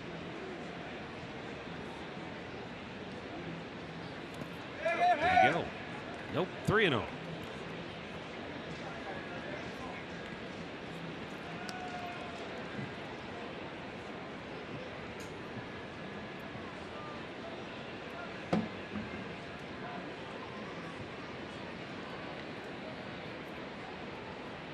Santana, one of the most walked hitters in the American League this year, on the verge of another one. And he does. Yes, indeed. One a day. That's his 86th of the season. Only Mike Trout, Josh Donaldson have walked more. Well, Major League Baseball on Fox returns tomorrow. Race in the East wide open in the American League. Red Sox, Blue Jays. Speaking of Josh Donaldson and all his walks. Coverage begins 12:30 Eastern on Fox, or watch it live on Fox Sports Go.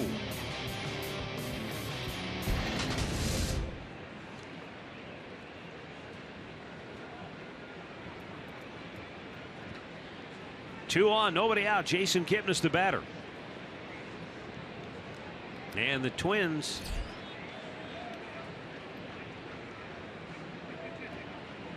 pinching the middle infielders. Kipnis bunts. Nice. And it goes foul.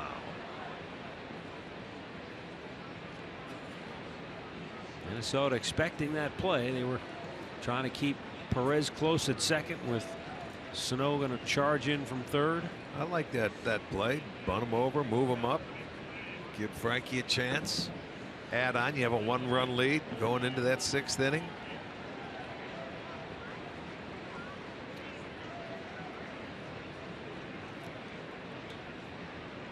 By the way, the walk to Santana was the first Bo Shears had allowed to a right-handed hitter 40 straight.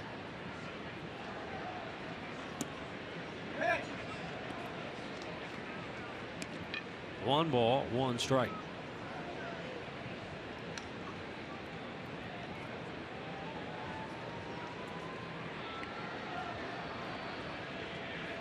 And you figure usually a left-hander like Bo Shears coming into a game, he's going to match up or face a lot of left-handed hitters. So the righties, you got to attack, and he has done that. Kipnis pops into the glove of John Ryan Murphy. One away.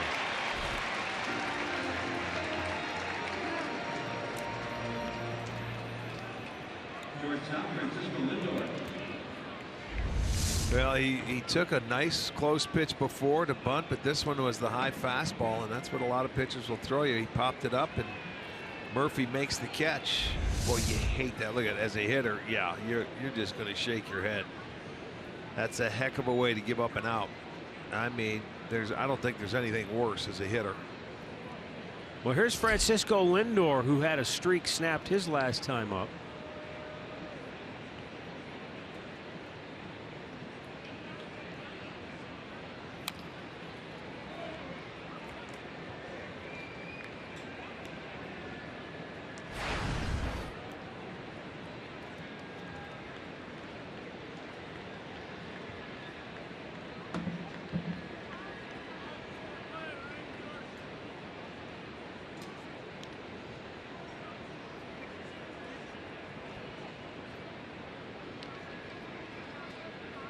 He had gone 31 plate appearances without a strikeout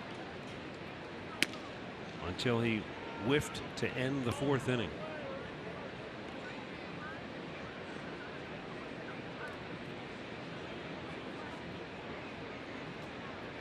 Well, he's had that swing mode. You remember a couple of times how he let the ball travel deep and hit it to left field from the left side of the plate.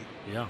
You know, where the ball might have been 6 inches outside. He's had some pretty good plate coverage. Pops this one up, throws the bat away in disgust. 2 down.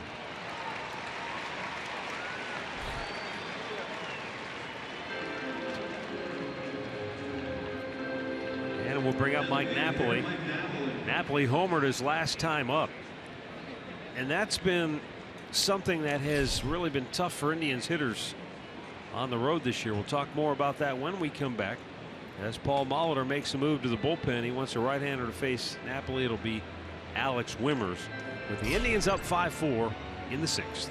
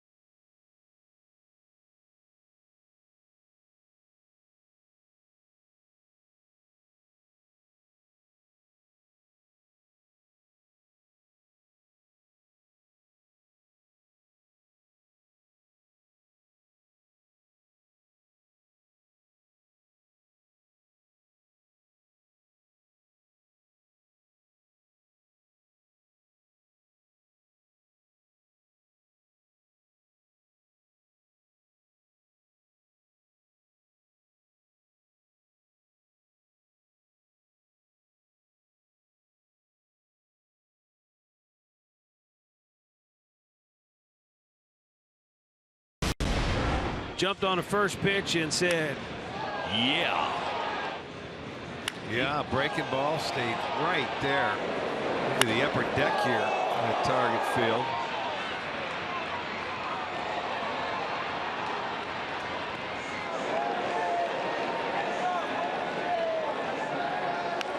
Number 32 on the year for Knapp.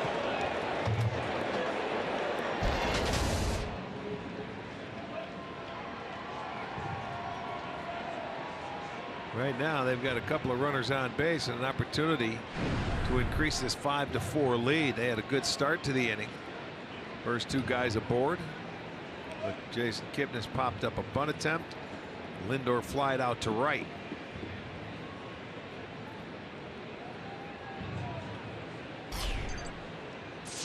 Inside, ball one. That home run by Napoli was the Indians' 5th homer in their last 284 road at-bats. They came into tonight dead last in the majors over that time period. And that kind of speaks to what we talked about earlier. Their road batting average overall, one of the worst in the majors. So consequently, they haven't been able to hit a lot of home runs either. Well, you go back to that last road trip, and the homers, the offense was just disappeared. Yeah, just gone. MIA. 1-1. Close pitch, but it goes the way of Napoli, and 2-1 to count.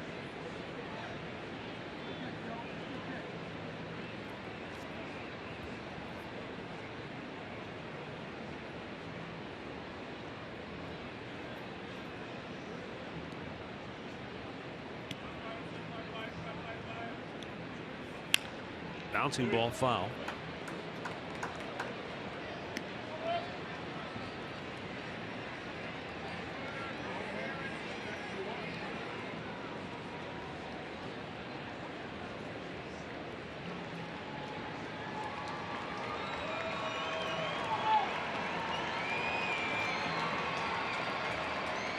Two balls, 2 strikes with 2 on and 2 out in the 6th. Indians up a run. And Alex Wimmer's ready to fire. Low, full count.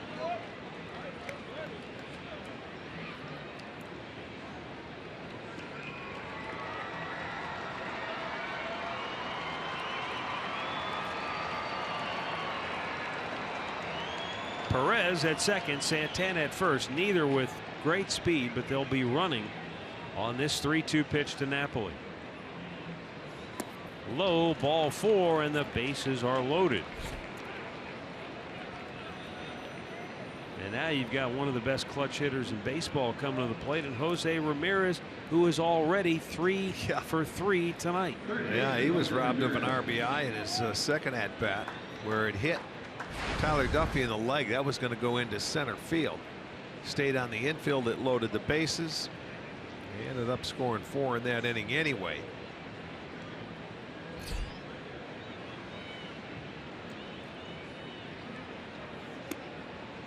And it's a called strike outside corner.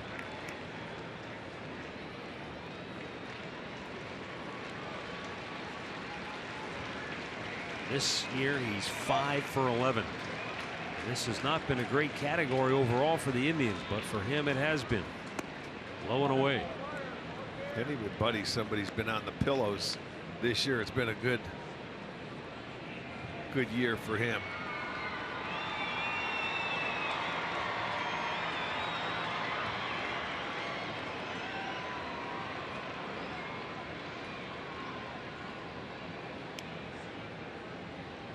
And the 1-1. And a diving stop by Mauer. The flip to first gets them out of the jam. Indians leave them loaded for the 2nd time tonight. They lead at 5-4, middle of the 6th.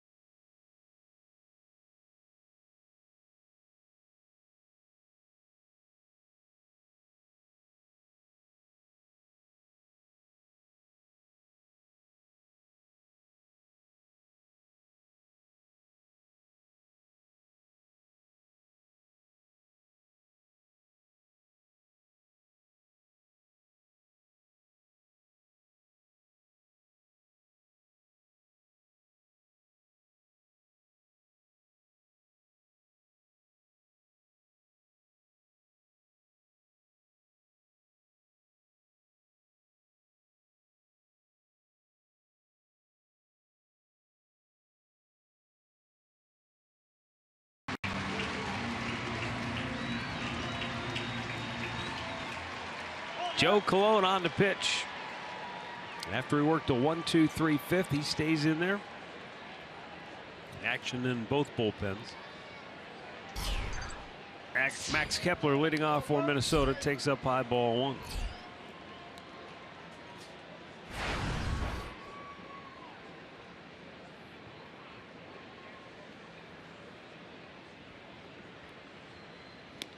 Good off-speed pitch. Yes, indeed. A nice little curve ball there. I mean, that really took something off that pitch. Well located.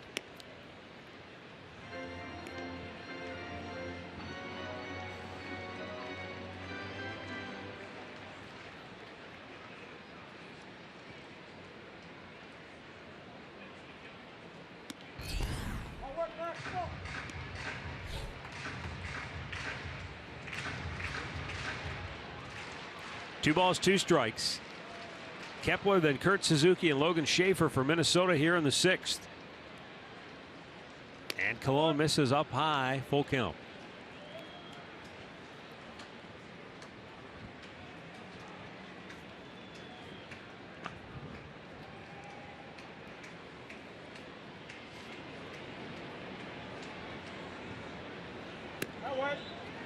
And Colon, after retiring 3 in a row, walks the leadoff man here in the 6th. Here comes Terry Francona, and we'll have another pitching change as he goes to the bullpen. Zach McAllister was getting loose, and that's who looks like will be getting the call. Indians lead at 5-4 here in the 6th, and we'll be right back.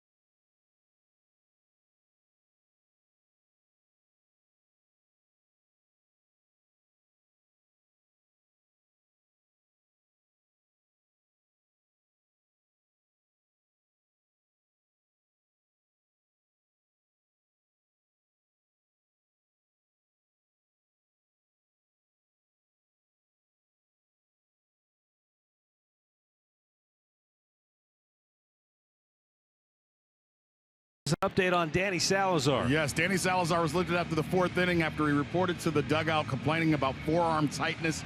They say it's a precautionary reason why they lifted him out of the game. If I can get more, I'll get it to you guys. But forearm tightness, the reason why Danny Salazar was lifted after 4 innings. Alrighty. All right, that's interesting. I mean, you getting down this part of the season, no team wants to see an injury in their starting rotation, even though you do have the benefit of the September reinforcements. Yeah. Already down a starter to a degree. Well, we are, because it's tomorrow it'll be Clevenger, and that's a bullpen game. And that's exactly what tonight's turning into, with only 4 innings from your starter. It's interesting you guys say that, because before today's game, Mike Clevenger obviously will start tomorrow, and someone asked about Josh Tomlin. And Terry Francona said, heck, you could see him tonight. You may see him tomorrow. It'll be interesting to see how they use him with this happening tonight. Yeah. Well, my guess right now would be he would be a long man for tomorrow. Yeah. Ground ball right at third base. Ramirez with a great backhand stop goes to second. Oh, they get the force. That's a big play and a big out. And it was bang, bang. You know, Kepler went in there the one time, I thought, earlier in the game and made it awfully close at second base. Yeah, back in the first inning. Yeah. This is really close. They didn't challenge the first one, but I think he was, let's see, from this angle. Foot's not there. Oh, okay, he's out. They won't challenge that either. Good play. So the batter will be Logan Schaefer with 1 on 1 out.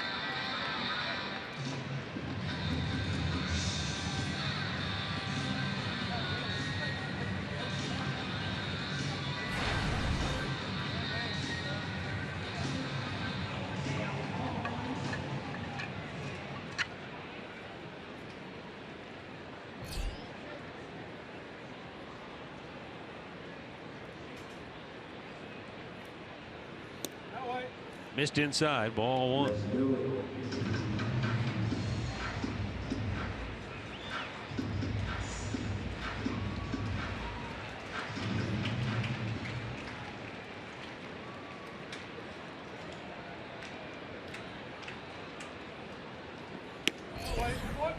Inside again, 2-0.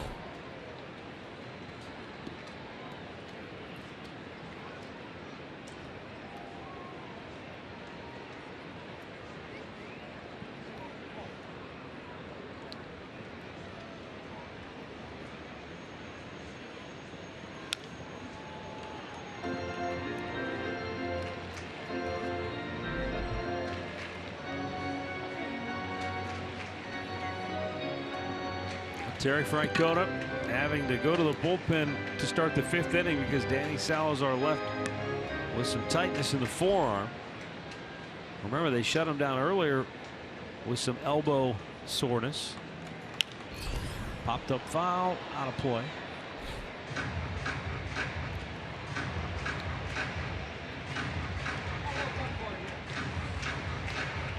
When he didn't come back for the 5th inning, it wasn't really a case where we were speculating because he really wasn't that effective.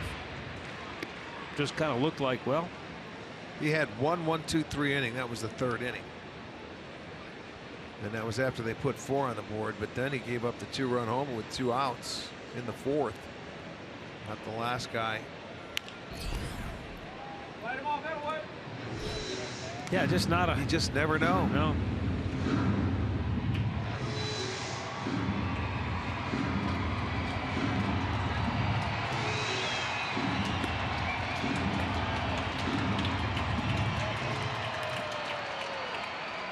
Right now, the Indians clinging to a 1-run lead. We're in the 6th.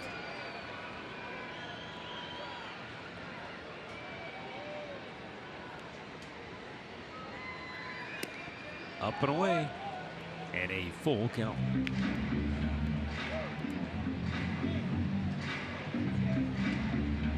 So the Tigers win 4-3 over the Orioles. White Sox beating Kansas City 5-2 in the 6th. Royals' hopes are fading fast. They really can't afford any missteps. Oh, McAllister walks him. 2 walks in the inning already for Cleveland pitching. And he's asking for trouble. Well, you sure you are. When you get guys that, you know, they haven't driven in a run. This guy doesn't. You got to go after him. There's the AL Central, but then the wild card, you look where Kansas City was starting the night, already 4 back, and with a muddled mess in front of them. That's why it's so tough when you're behind. You almost, I hate to say it, sounds, you know, you got to win every game almost. You got to play perfect. Yeah. You know, when that other team or teams lose, you got to win. So you pretty much have to win every night.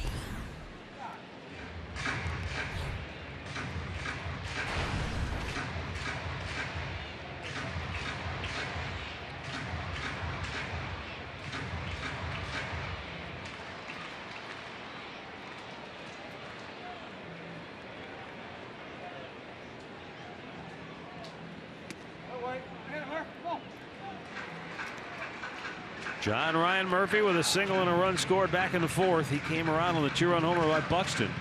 Murphy's single was just a little floating flare that barely got beyond the reach of Kipnis and dropped into right field with 2 outs. But then Buxton, he teed off and hit a screamer.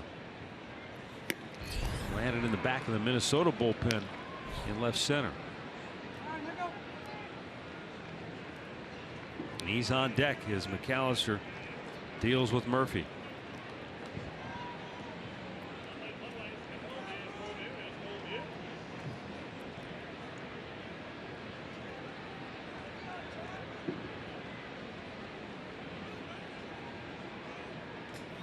And a low fastball just missed. 2-2. Sometimes it amazes me, Arch, the discipline. I know that's probably unhittable even if it's a strike. But with 2 strikes, I'm just surprised sometimes hitters. Well, you just can't swing at it. Yeah. You can't hit it, so you take it. You feel like you're in that box. You just can't reach it. I mean, you have to swing.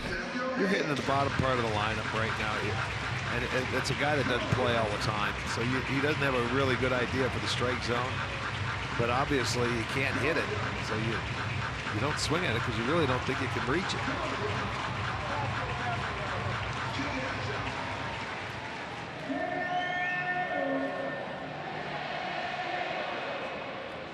Dan Otero already up in the Cleveland pen.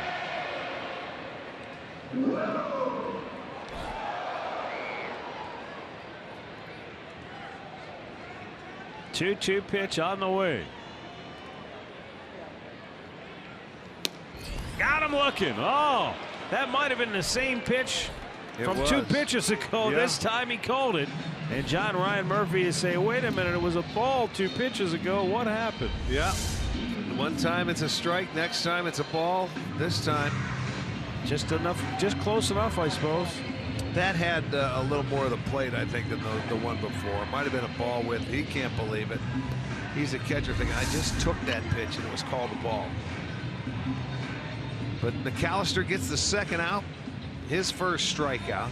Callaway coming out, you know, talking to him about Buxton. And one thing, just don't throw him a fastball down the middle. First pitch, that's what he hurts. Don't do this. Yeah, that's what he hurt Salazar with right there. Don't throw him the fastball down the middle of the plate.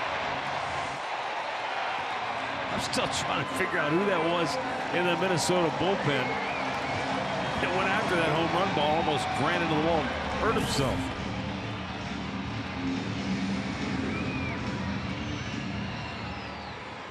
Buxton with 2 on and 2 out.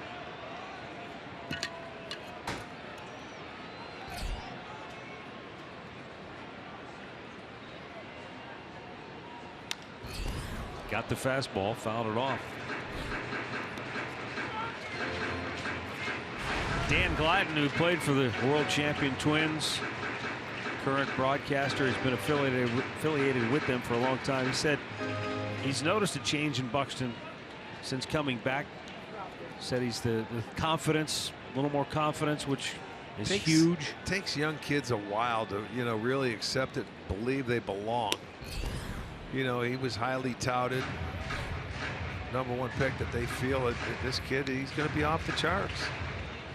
Sometimes when you play on a team that's, you know, you're not winning ball games or anything like that. What happened to McAllister? He just slipped.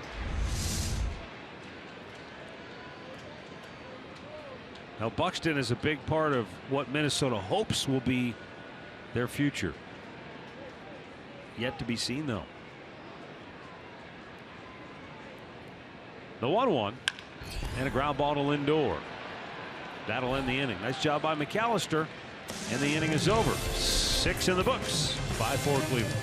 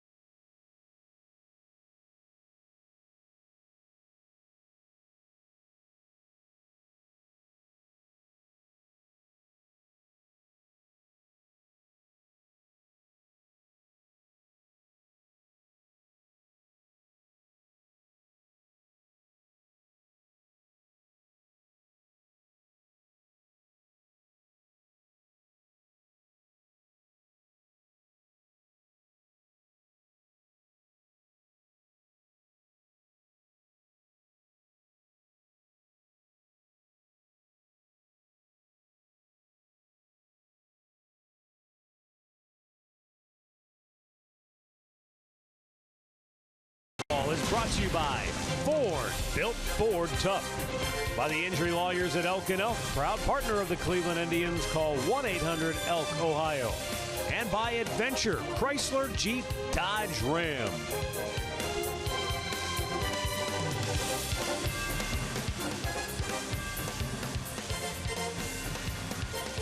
Downtown Minneapolis, beautiful evening. And a 5-4 Indians lead as we head to the 7th inning. Left-hander Taylor Rogers will be the new pitcher. And we'll get some pinch hitters probably for Cleveland. Yes, indeed. Davis coming up to the plate right now.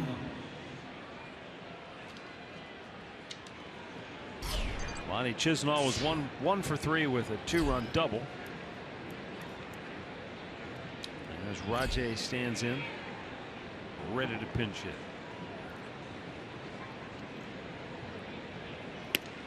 And a fastball strike.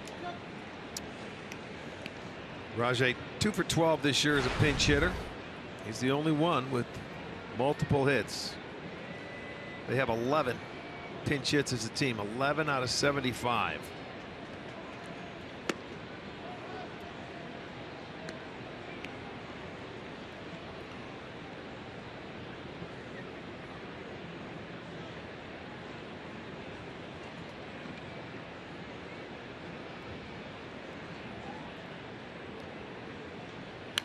Out of play.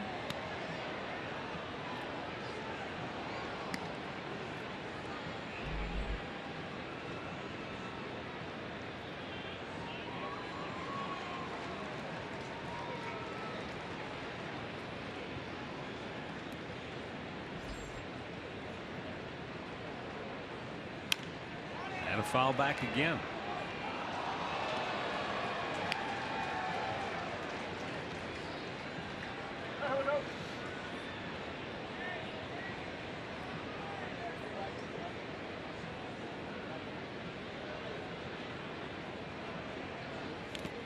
Chased one in the dirt. No, got a piece of it, and he'll stay alive.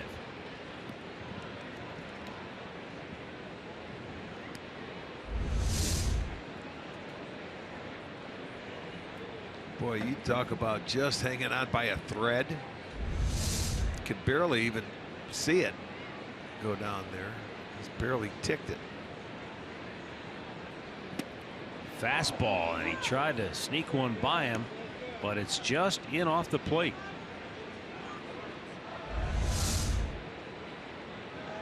Well, good pitch right there, just a little bit in off the dish. You don't get a swing there. And Rajay fouls it out of play once again. Just about the same spot where his last one was.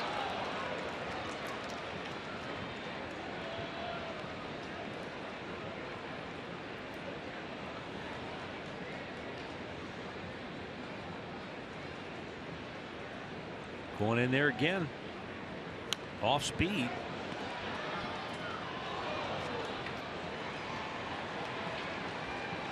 Not where he wanted that pitch location wise, but the change of pace. Rajay unable to really do any damage with it.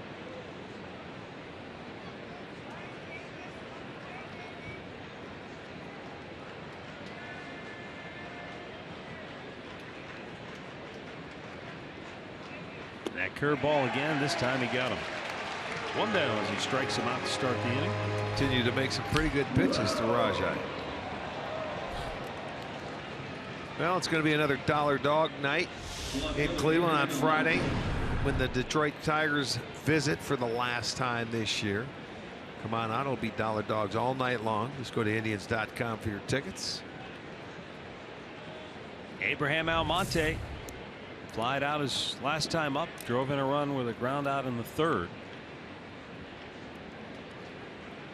He's a switch hitter, so he'll stay in the game. But Tyler Naquin, who is on deck, and he is going to stay in there.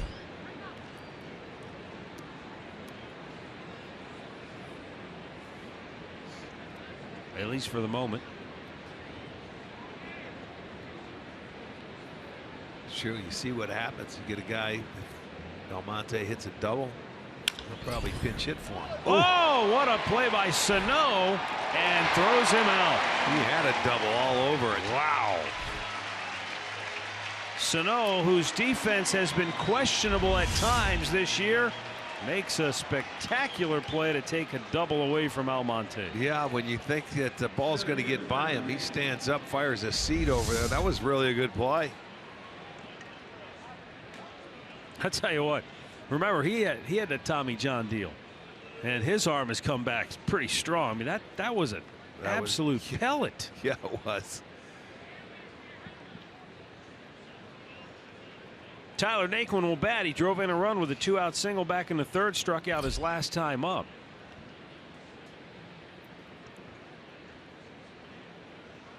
By the way, they finally got back to us on the mammoth home run by Mike Napoli back in the fifth. In park, they say 456 feet. But the Indians Twitter account, quoting StatCast, said it went 463 feet. I'll go with that one. Well, it all counts for one run, whether it's 450, 460, 510. Oh, we want to know. 463, upper tank. That's how Napoli parties.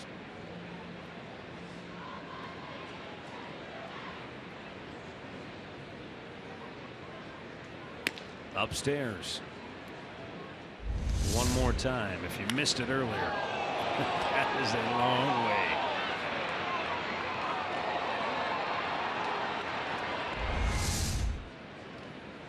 They dropped it out of the upper Yeah. tank to go one level down. Oh. Well, Naquin draws the walk, the left on left. And up comes Roberto Perez.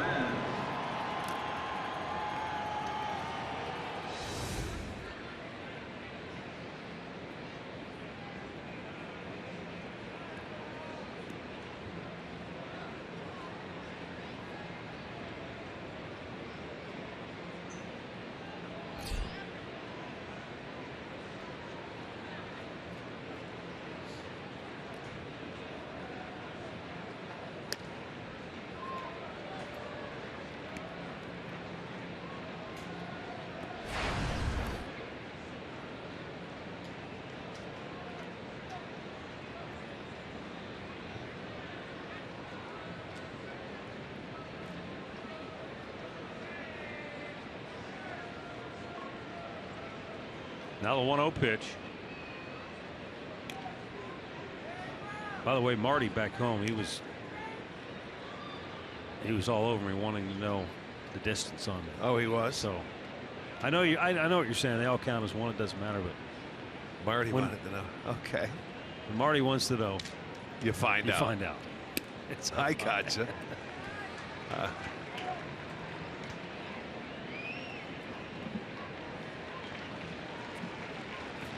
One ball, one strike. Roberto Perez struck out his first 2 times up, but then roped a double to left in the 6th.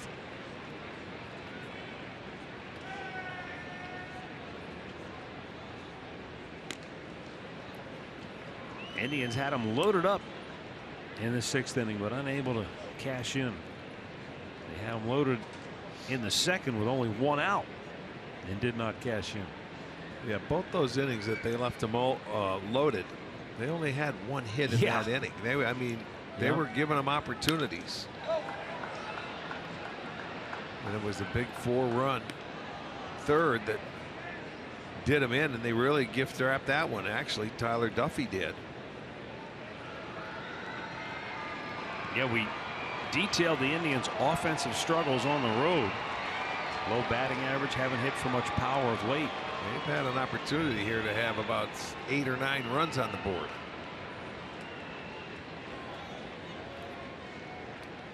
And the 1-2 pitch. Got him looking.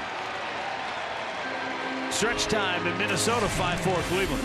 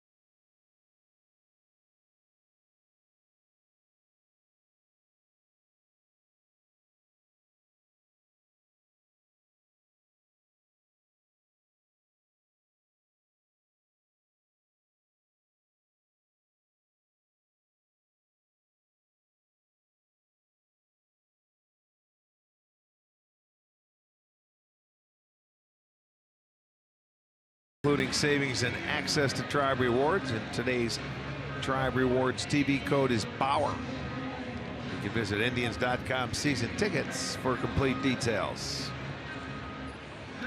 Chilly for him. He's got his hoodie up. New pitcher is Dan Otero.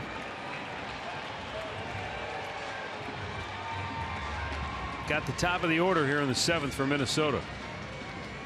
Rajai Davis stays in the game. Well, that's not Rajai. Abraham Almonte. Let's see. He goes. Almonte's in right. Davis, yes. And Rajai is in left. And first ball swinging, Brian Dozier fouls it off.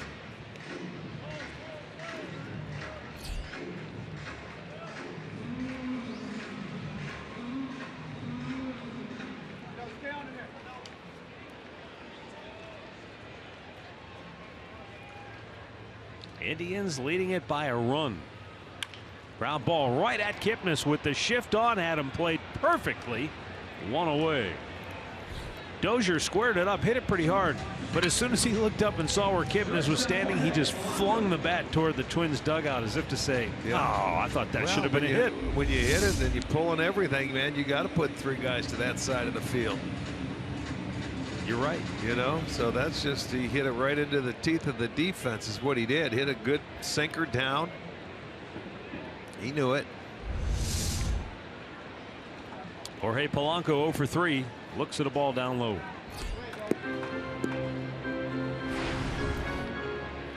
Yeah, just with the data we have, and what we have is not as advanced and as detailed as what the ball clubs have. You'd be a fool to have a guy on the other side of the infield when Dozier comes up. He just doesn't hit balls over there. Exactly.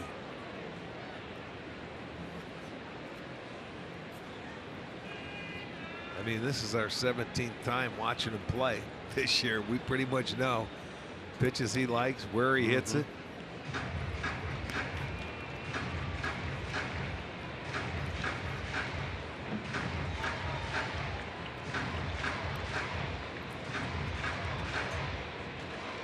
Terry Francona knows that in the division, these are the kinds of games that you're going to see a lot of the rest of the way.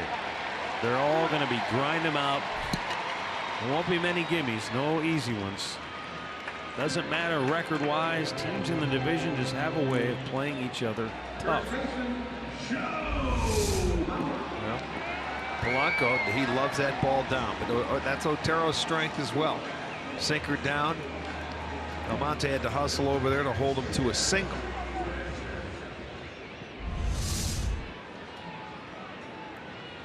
Joe Mauer 1 for 3, homered in his first at bat. He is a double play candidate. He has grounded out twice tonight. If he can induce him to hit one on the ground. However, I'll say this. I don't know if this matters, but his previous 2 times when he grounded out, pulled the ball both times, nobody on base. I don't know with the guy on base if he will change what he's looking for here or his approach at all. I think he's going to try and slap it, go the other way. That's just the way he's been his whole career. 2 quick strikes. That's the one thing Otero does. He throws strikes. The machine out there. You know, you want him to try and pull that ball in the hole. Go ahead and hit that sinker away. Could be right at Kipnis if he does. But this guy's not afraid to hit with 2 strikes. Excellent 2-strike hitter. Foul back. Yeah, that's his normal approach, taking it the other way.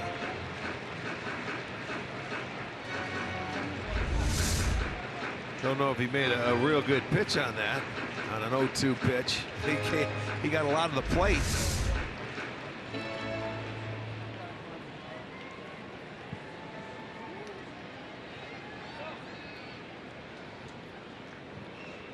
Oh-2 off the dish.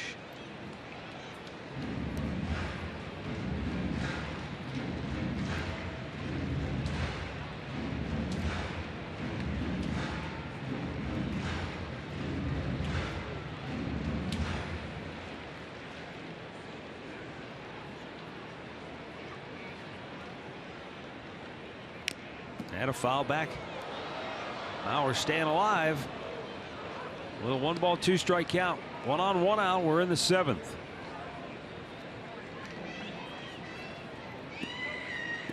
Indians had gone ahead in this game 4-2 when Byron Buxton hit a 2-run homer to tie it, and the Indians came right back. Got a solo shot from Mike Napoli to retake the lead, and it has stayed that way ever since. That home run by Napoli was in the top of the 5th, leading off. Outside, 2-2.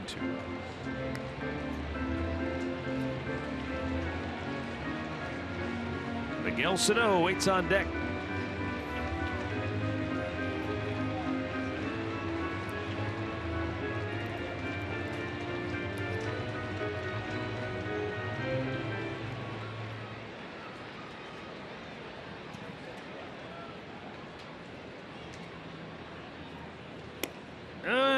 Just off the plate, and Mauer has as good an eye as any hitter. Yeah, that's the reason he does not, he doesn't mind hitting with 2 strikes. He has such a good eye. You see Perez trying to bring it back in. He does not swing at balls off the dish. You're going to have to throw him a strike to get him out. Will Polanco be running? He was leaning. Yeah, I would think so, because I would think Muller thinks Mauer's going to put it in play. Off the right-hander, I think he's going to put it, try and create a hole, and go first and third. I would expect to see him running.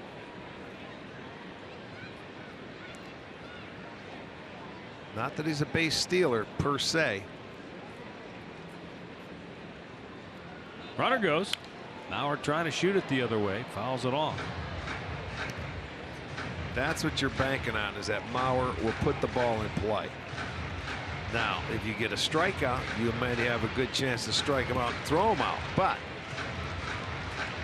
that's a tall order. Lindor was covering.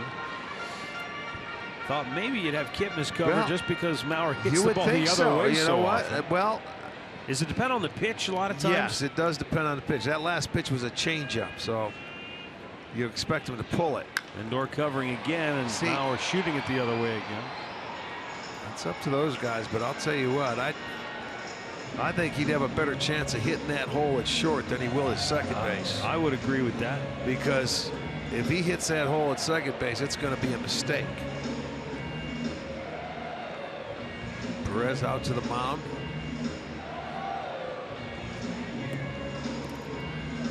Yeah, as I said earlier, twice tonight he's grounded out to the right side, but those were different instances where there was nobody on base. One time he was leading off, another time there was 1 out, bases empty. Again, the 3-2, but a Polanco toss over to keep him close first. Yeah, keep him honest over there at first base. That's not a bad idea.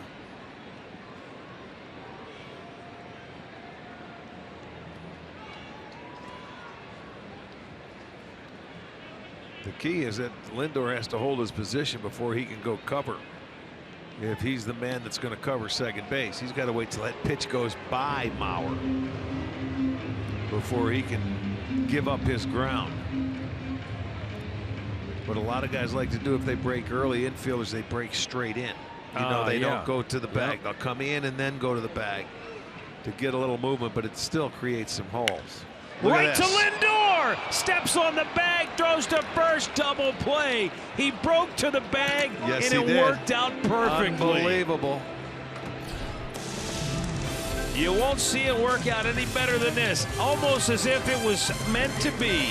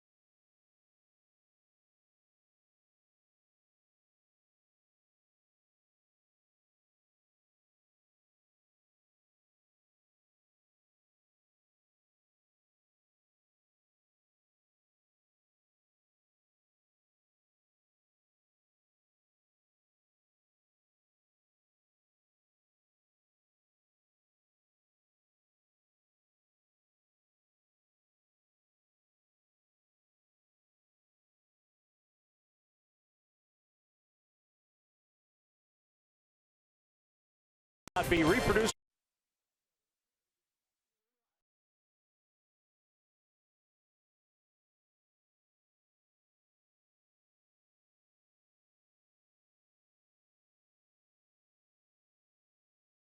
Cleveland Indians and may not be reproduced or retransmitted in any form, and the accounts and descriptions of this game may not be disseminated without the express written consent of the Cleveland Indians.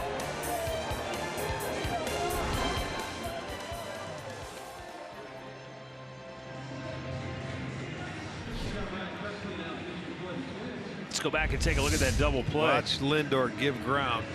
He's going over there, and I mean, Mauer couldn't have hit it any better. He had it timed perfectly. Yes, indeed. Waiter, can I have the check? Boom. There it is, right at you. One hopper. Because that's right up the middle if he's not moving. They step on second, throw to first, double play it is. Sure, I'm glad they didn't listen to us. Because if Kipnis is covering, he has to go to the other side of the bag. He wouldn't have gotten that far over. Would not have gotten there.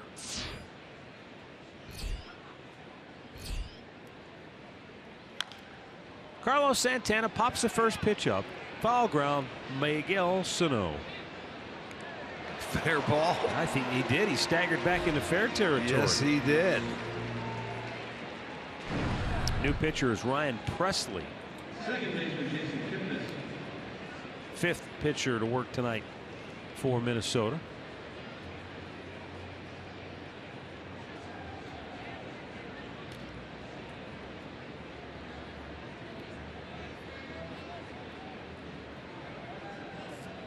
Jason Kipnis 0 for 3 tonight.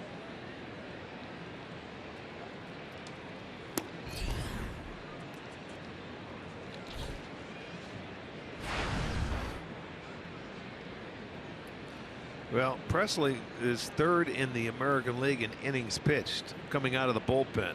He has now pitched 70 innings, which is a pretty good workload. And a called strike. Also tied for first with appearances. This is now 67.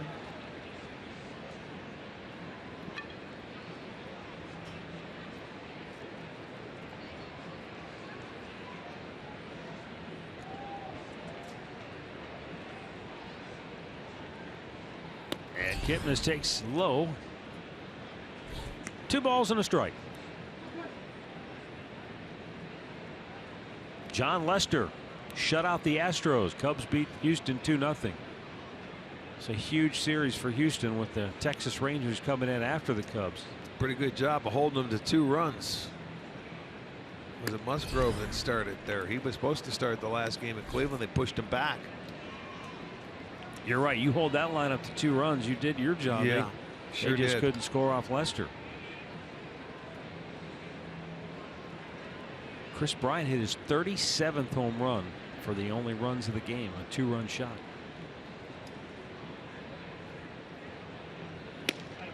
And it's outside, ball 4.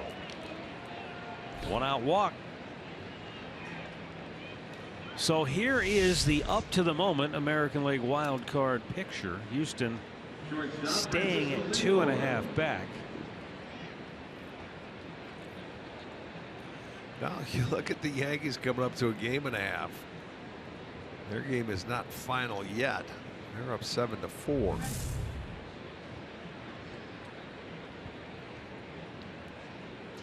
Yeah, the only good news for the Astros, they don't lose any ground because Detroit beat Baltimore, but Detroit moves a little bit farther ahead of them. That's why it's so jumbled when you're behind and you got a couple of teams in front of you.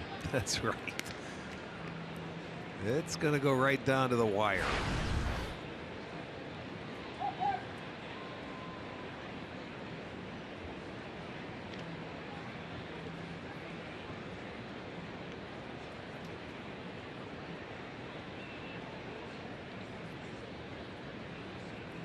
Here's the pitch, and Lindor line drive, base hit in the left field.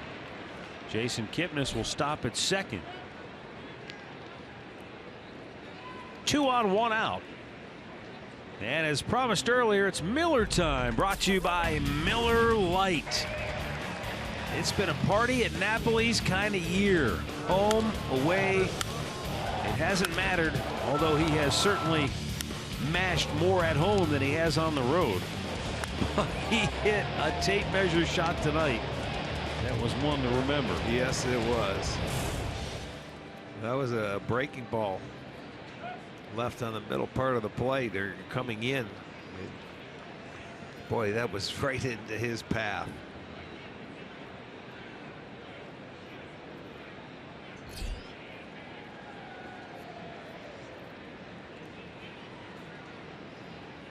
Napoli had a ball to mash, and he's upset, even though it was 96. It was where he can do damage with it, but just couldn't quite square it up.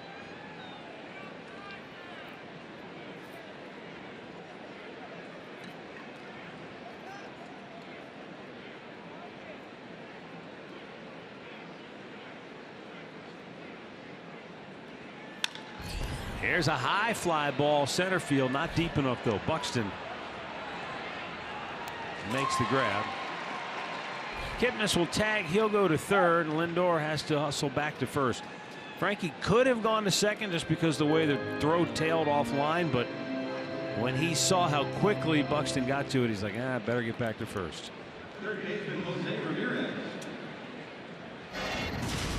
Well, Jose Ramirez tonight has had a very good game. He's 3 hits in his first 3 at bats. That one would have had an RBI. It stayed on the infield. Then he slaps it to left. Now with the bases loaded, 2 outs, he gets robbed. Joe Mauer takes a hit away from him, and also a couple of RBIs. That should have been hit number 4. So he has another opportunity now with 2 outs to drive in a run from third base.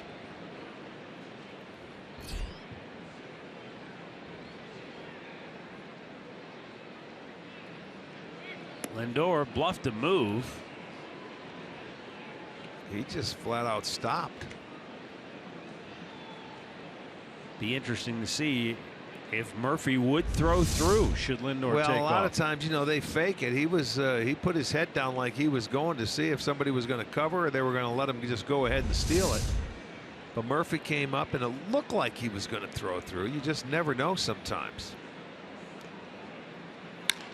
Ramirez rolls it right at the shortstop, and the inning is over. No runs, a hit, 2 left. Bottom of the 8th coming up. 5-4 Cleveland.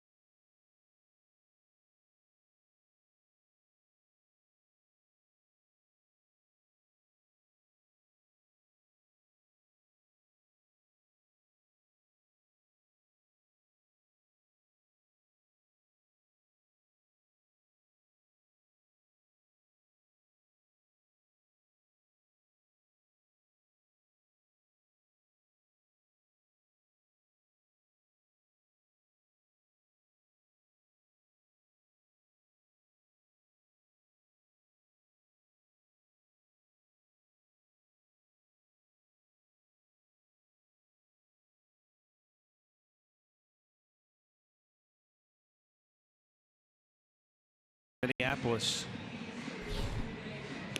And Brian Shaw on the pitch for Cleveland. He's got 4, 5, and 6 due up for the Twins. 66th appearance on the year for the right-hander. Miguel Sano leading off his 0 for 2 with a walk.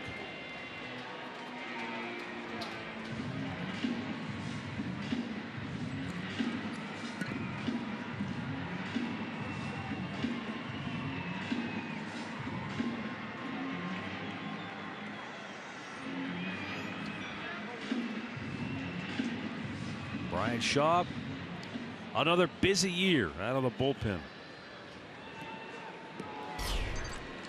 On the base, here we go. 66th appearance.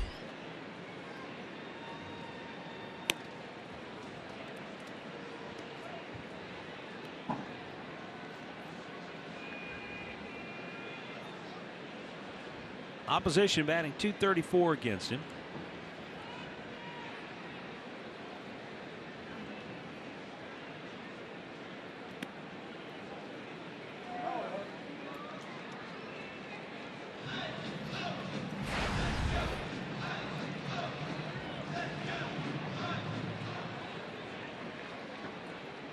Outfield playing very deep, trying to take doubles away. One-run ball game here in the 8th. Throw it by him. Good fastball. And you can see where Sano didn't have a real good cut at it. Well, he doesn't have very good numbers against Brian Shaw either. 1 for 9, 5 strikeouts. Brian ahead in the count here, 1-2.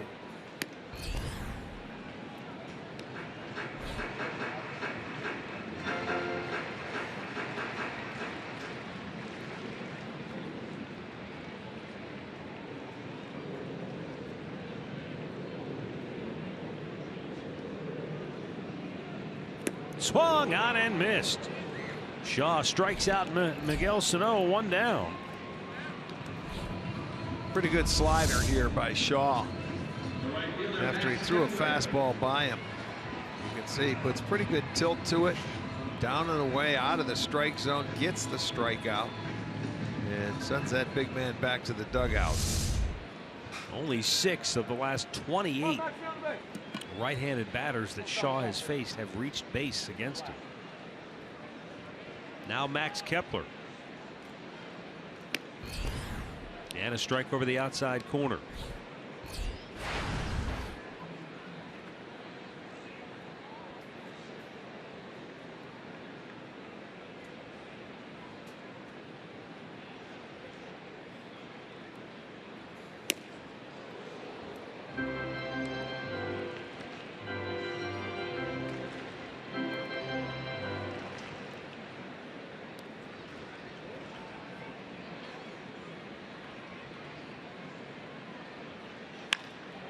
In the air, left field. Tough play here. Long run. Rajay.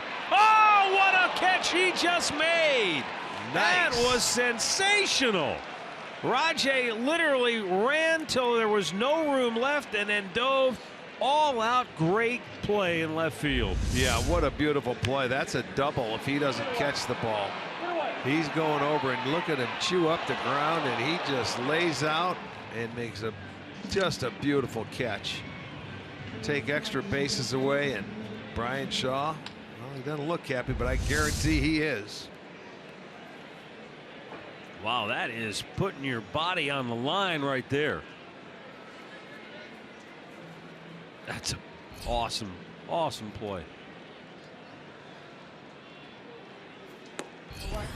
Yeah, where he started and where he finished, he really had to go. That's bang.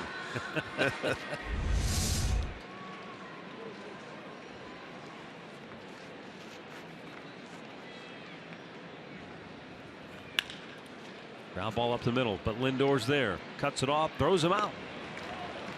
Inning over. 1-2-3-8 for Brian Shaw. We're going to the 9th. Indians up a run.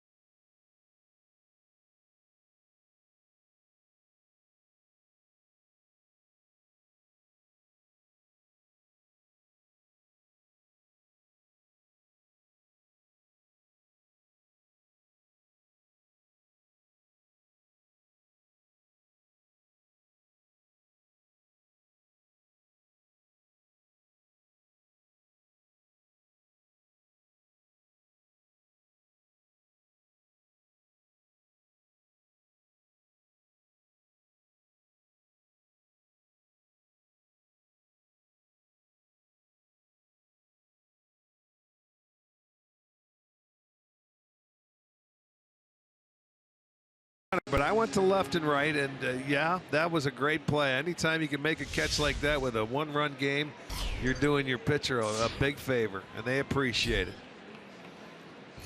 Back in the old days, in your era, that would have been on This Week in Baseball.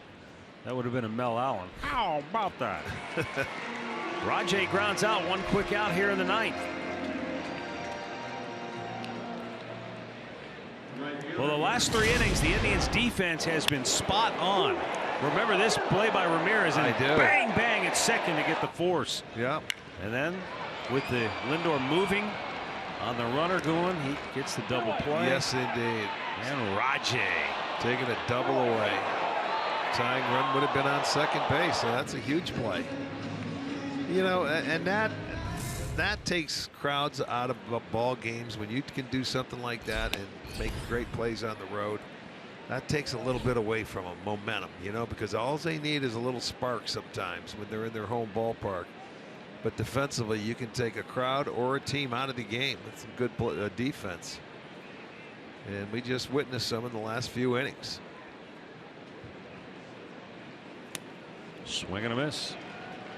It's almost like in football, like a team's driving and they fumble it, yeah, or throw an interception. Right. The crowd's like, oh no! Yeah, the crowd just takes him right out. It's frustrating when you see a guy make a great defensive play. The hitter's upset because he doesn't get a hit, and you take a rally away, or you can douse a rally. That's the fun of it.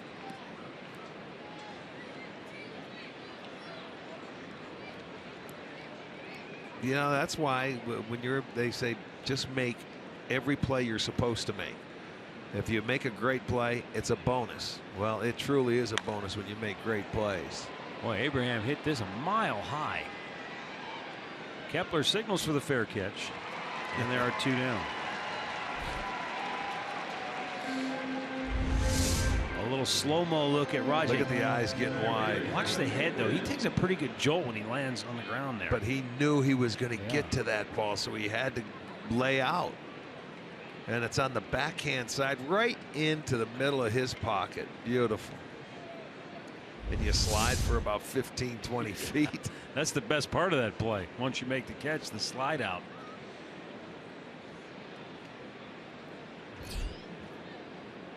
Tyler Naquin, 1 out of 2, couple of walks, an RBI single. All right, I'm going to give it a go here. I've been waiting because I know Johnny Hornsby down in the bayou's waiting. Oh, is he? Okay. To hear me say JT Chagua. You're going to get a wee-wee, monsieur. The 0-1 pitch just pops up right at the plate. John Ryan Murphy. Indians go 1-2-3. Last chance for the Twins. Cody Allen will try to close it out. Coming up next.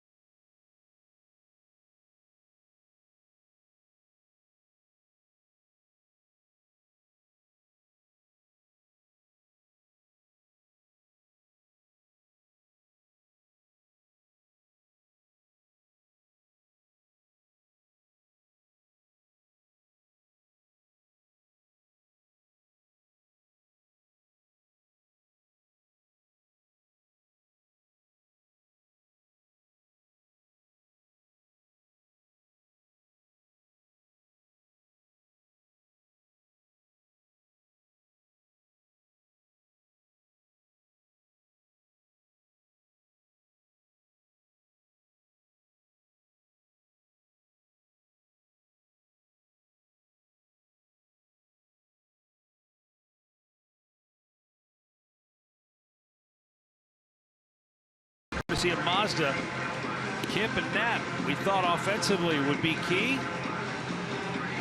Well, Knapp delivered a big solo blast, and Kipnis was hit by a pitch and scored a run on the 4-run third. Keep Dozier in the yard. They've done that. Yes, they have. He did get a double and then an RBI. And it's the bottom third of the order due up for Minnesota in the bottom of the ninth. And the pitcher for the Indians is not that guy, Mike Clevenger, who will start tomorrow without the tape on his head. He got a racing stripe. Cody Allen, he does have a racing stripe. That's skunk. beautiful. Look at, he keeps thinking something's happening there. He knows something, but he just can't figure it out. What'd you guys do? Well, at least nobody put gum in your hair, Cleve. You got that going for you. Cody Allen, 59th appearance of the year, trying to close it out for save number 27. Schaefer, Murphy, Buxton due for Minnesota.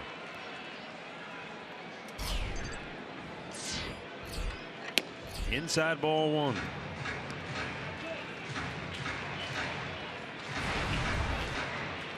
If you tuned in late, just got back from a high school football game, the Tigers have already won tonight. They beat Baltimore in a close ball game, 4-3 the final in the Motor City. Pitch inside, 2-0. Indians trailed 2-0 early. They scored 4 in the third. Minnesota came back to tie it with 2 in the bottom of the fourth. Mike Napoli's home run, the difference in the game in the fifth. Indians bullpen has made it stand up.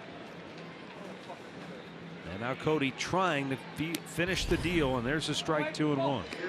Joe Colon, Zach McAllister, Dan Otero, Brian Shaw, each a scoreless inning of relief after Dennis Salazar went 4, allowing 4 runs, 3 earned, left with forearm tightness. The 2-1. Strike at the knees, perfect pitch, outside corner. The good news, if you want a silver lining with Colon or with Salazar, he left for precautionary reasons. He came out and said forearm feels a little tight. They didn't want him to push it, risk injury. The 2-2. Foul back by Schaefer.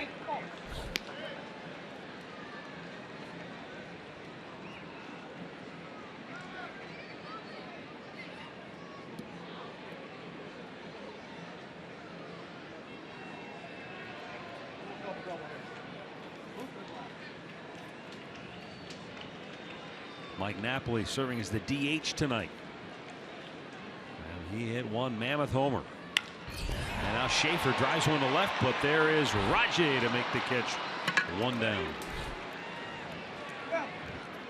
Napoli's homer, which is the difference in the game, traveled an estimated 463 feet, landed in the upper deck of left field.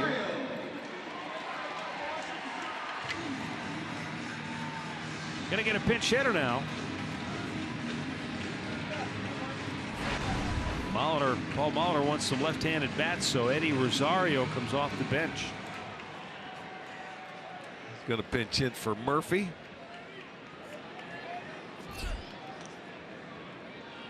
And a breaking ball pulls it foul, almost picked off his first base coach. Butch Davis had to be on red alert down there.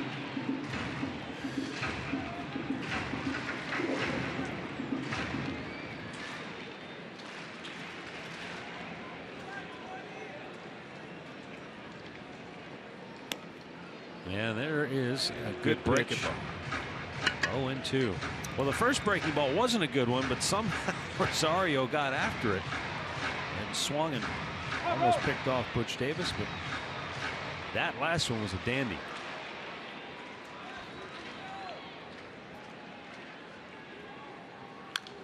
High fastball, and he fouls it off because this is a guy that can get to a high pitch. We've seen him do it. I mean, he can go out of the strike zone at times and get base hits, no doubt. We've seen him do it.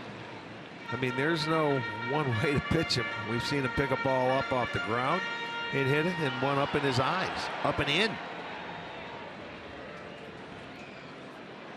Swung on and missed. He chased it in the dirt. Roberto Perez will flip it to first, and there are 2 down. And so Byron Buxton is the last hope for the Twins. Good breaking balls. Now, this is what you do. You bounce it on home plate. And I think it did hit home plate, to tell you the truth. Perez did a nice job to block it. Just picks it up and flips it to first base. So, down to their last out.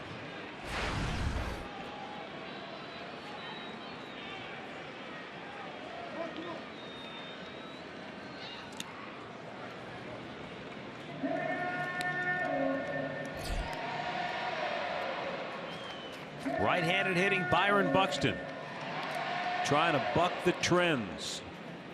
Right-handed hitters have not had much success against Cody Allen this year. Just 16 hits in 102 at bats. And he spins him out of there. 2-0.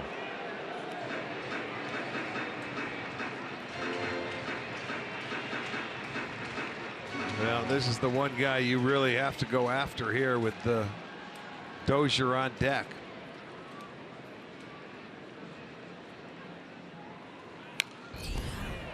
Swings and fouls it back. And it's 2-1.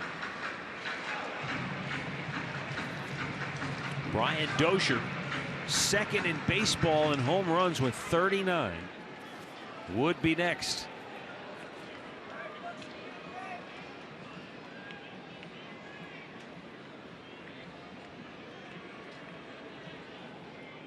The 2-1 fastball fouled right back.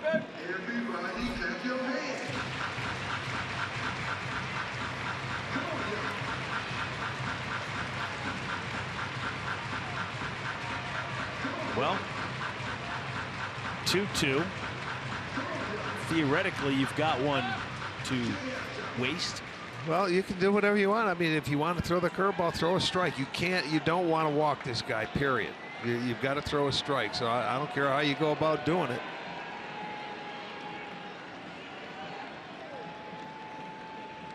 The 2-2. Breaking ball in the dirt. He strikes him out, and that ends the ball game. Cody Allen nails it down with a little drama at the end. Beautiful job of pitching by the Indians bullpen here tonight. They go 5 scoreless innings to secure this one for the Tribe. Cody Allen with save number 27. And the Indians go to 82-58 and drop their magic number to clinch to 17. They stay 6 games in front of Detroit in the American League Central Division, and they've now won 9 of 17 against the Minnesota Twins. Pat O'Brien play of the game. Well, it's the difference. Mike Napoli leading off the 5th. Yes, indeed. He gets a breaking ball and he hits it a ton. I mean, a long way. So there will be a party at Napoli's tonight. And that was the difference. That held on. I mean, the Twins came back to tie this game in the 4th, and the very next hitter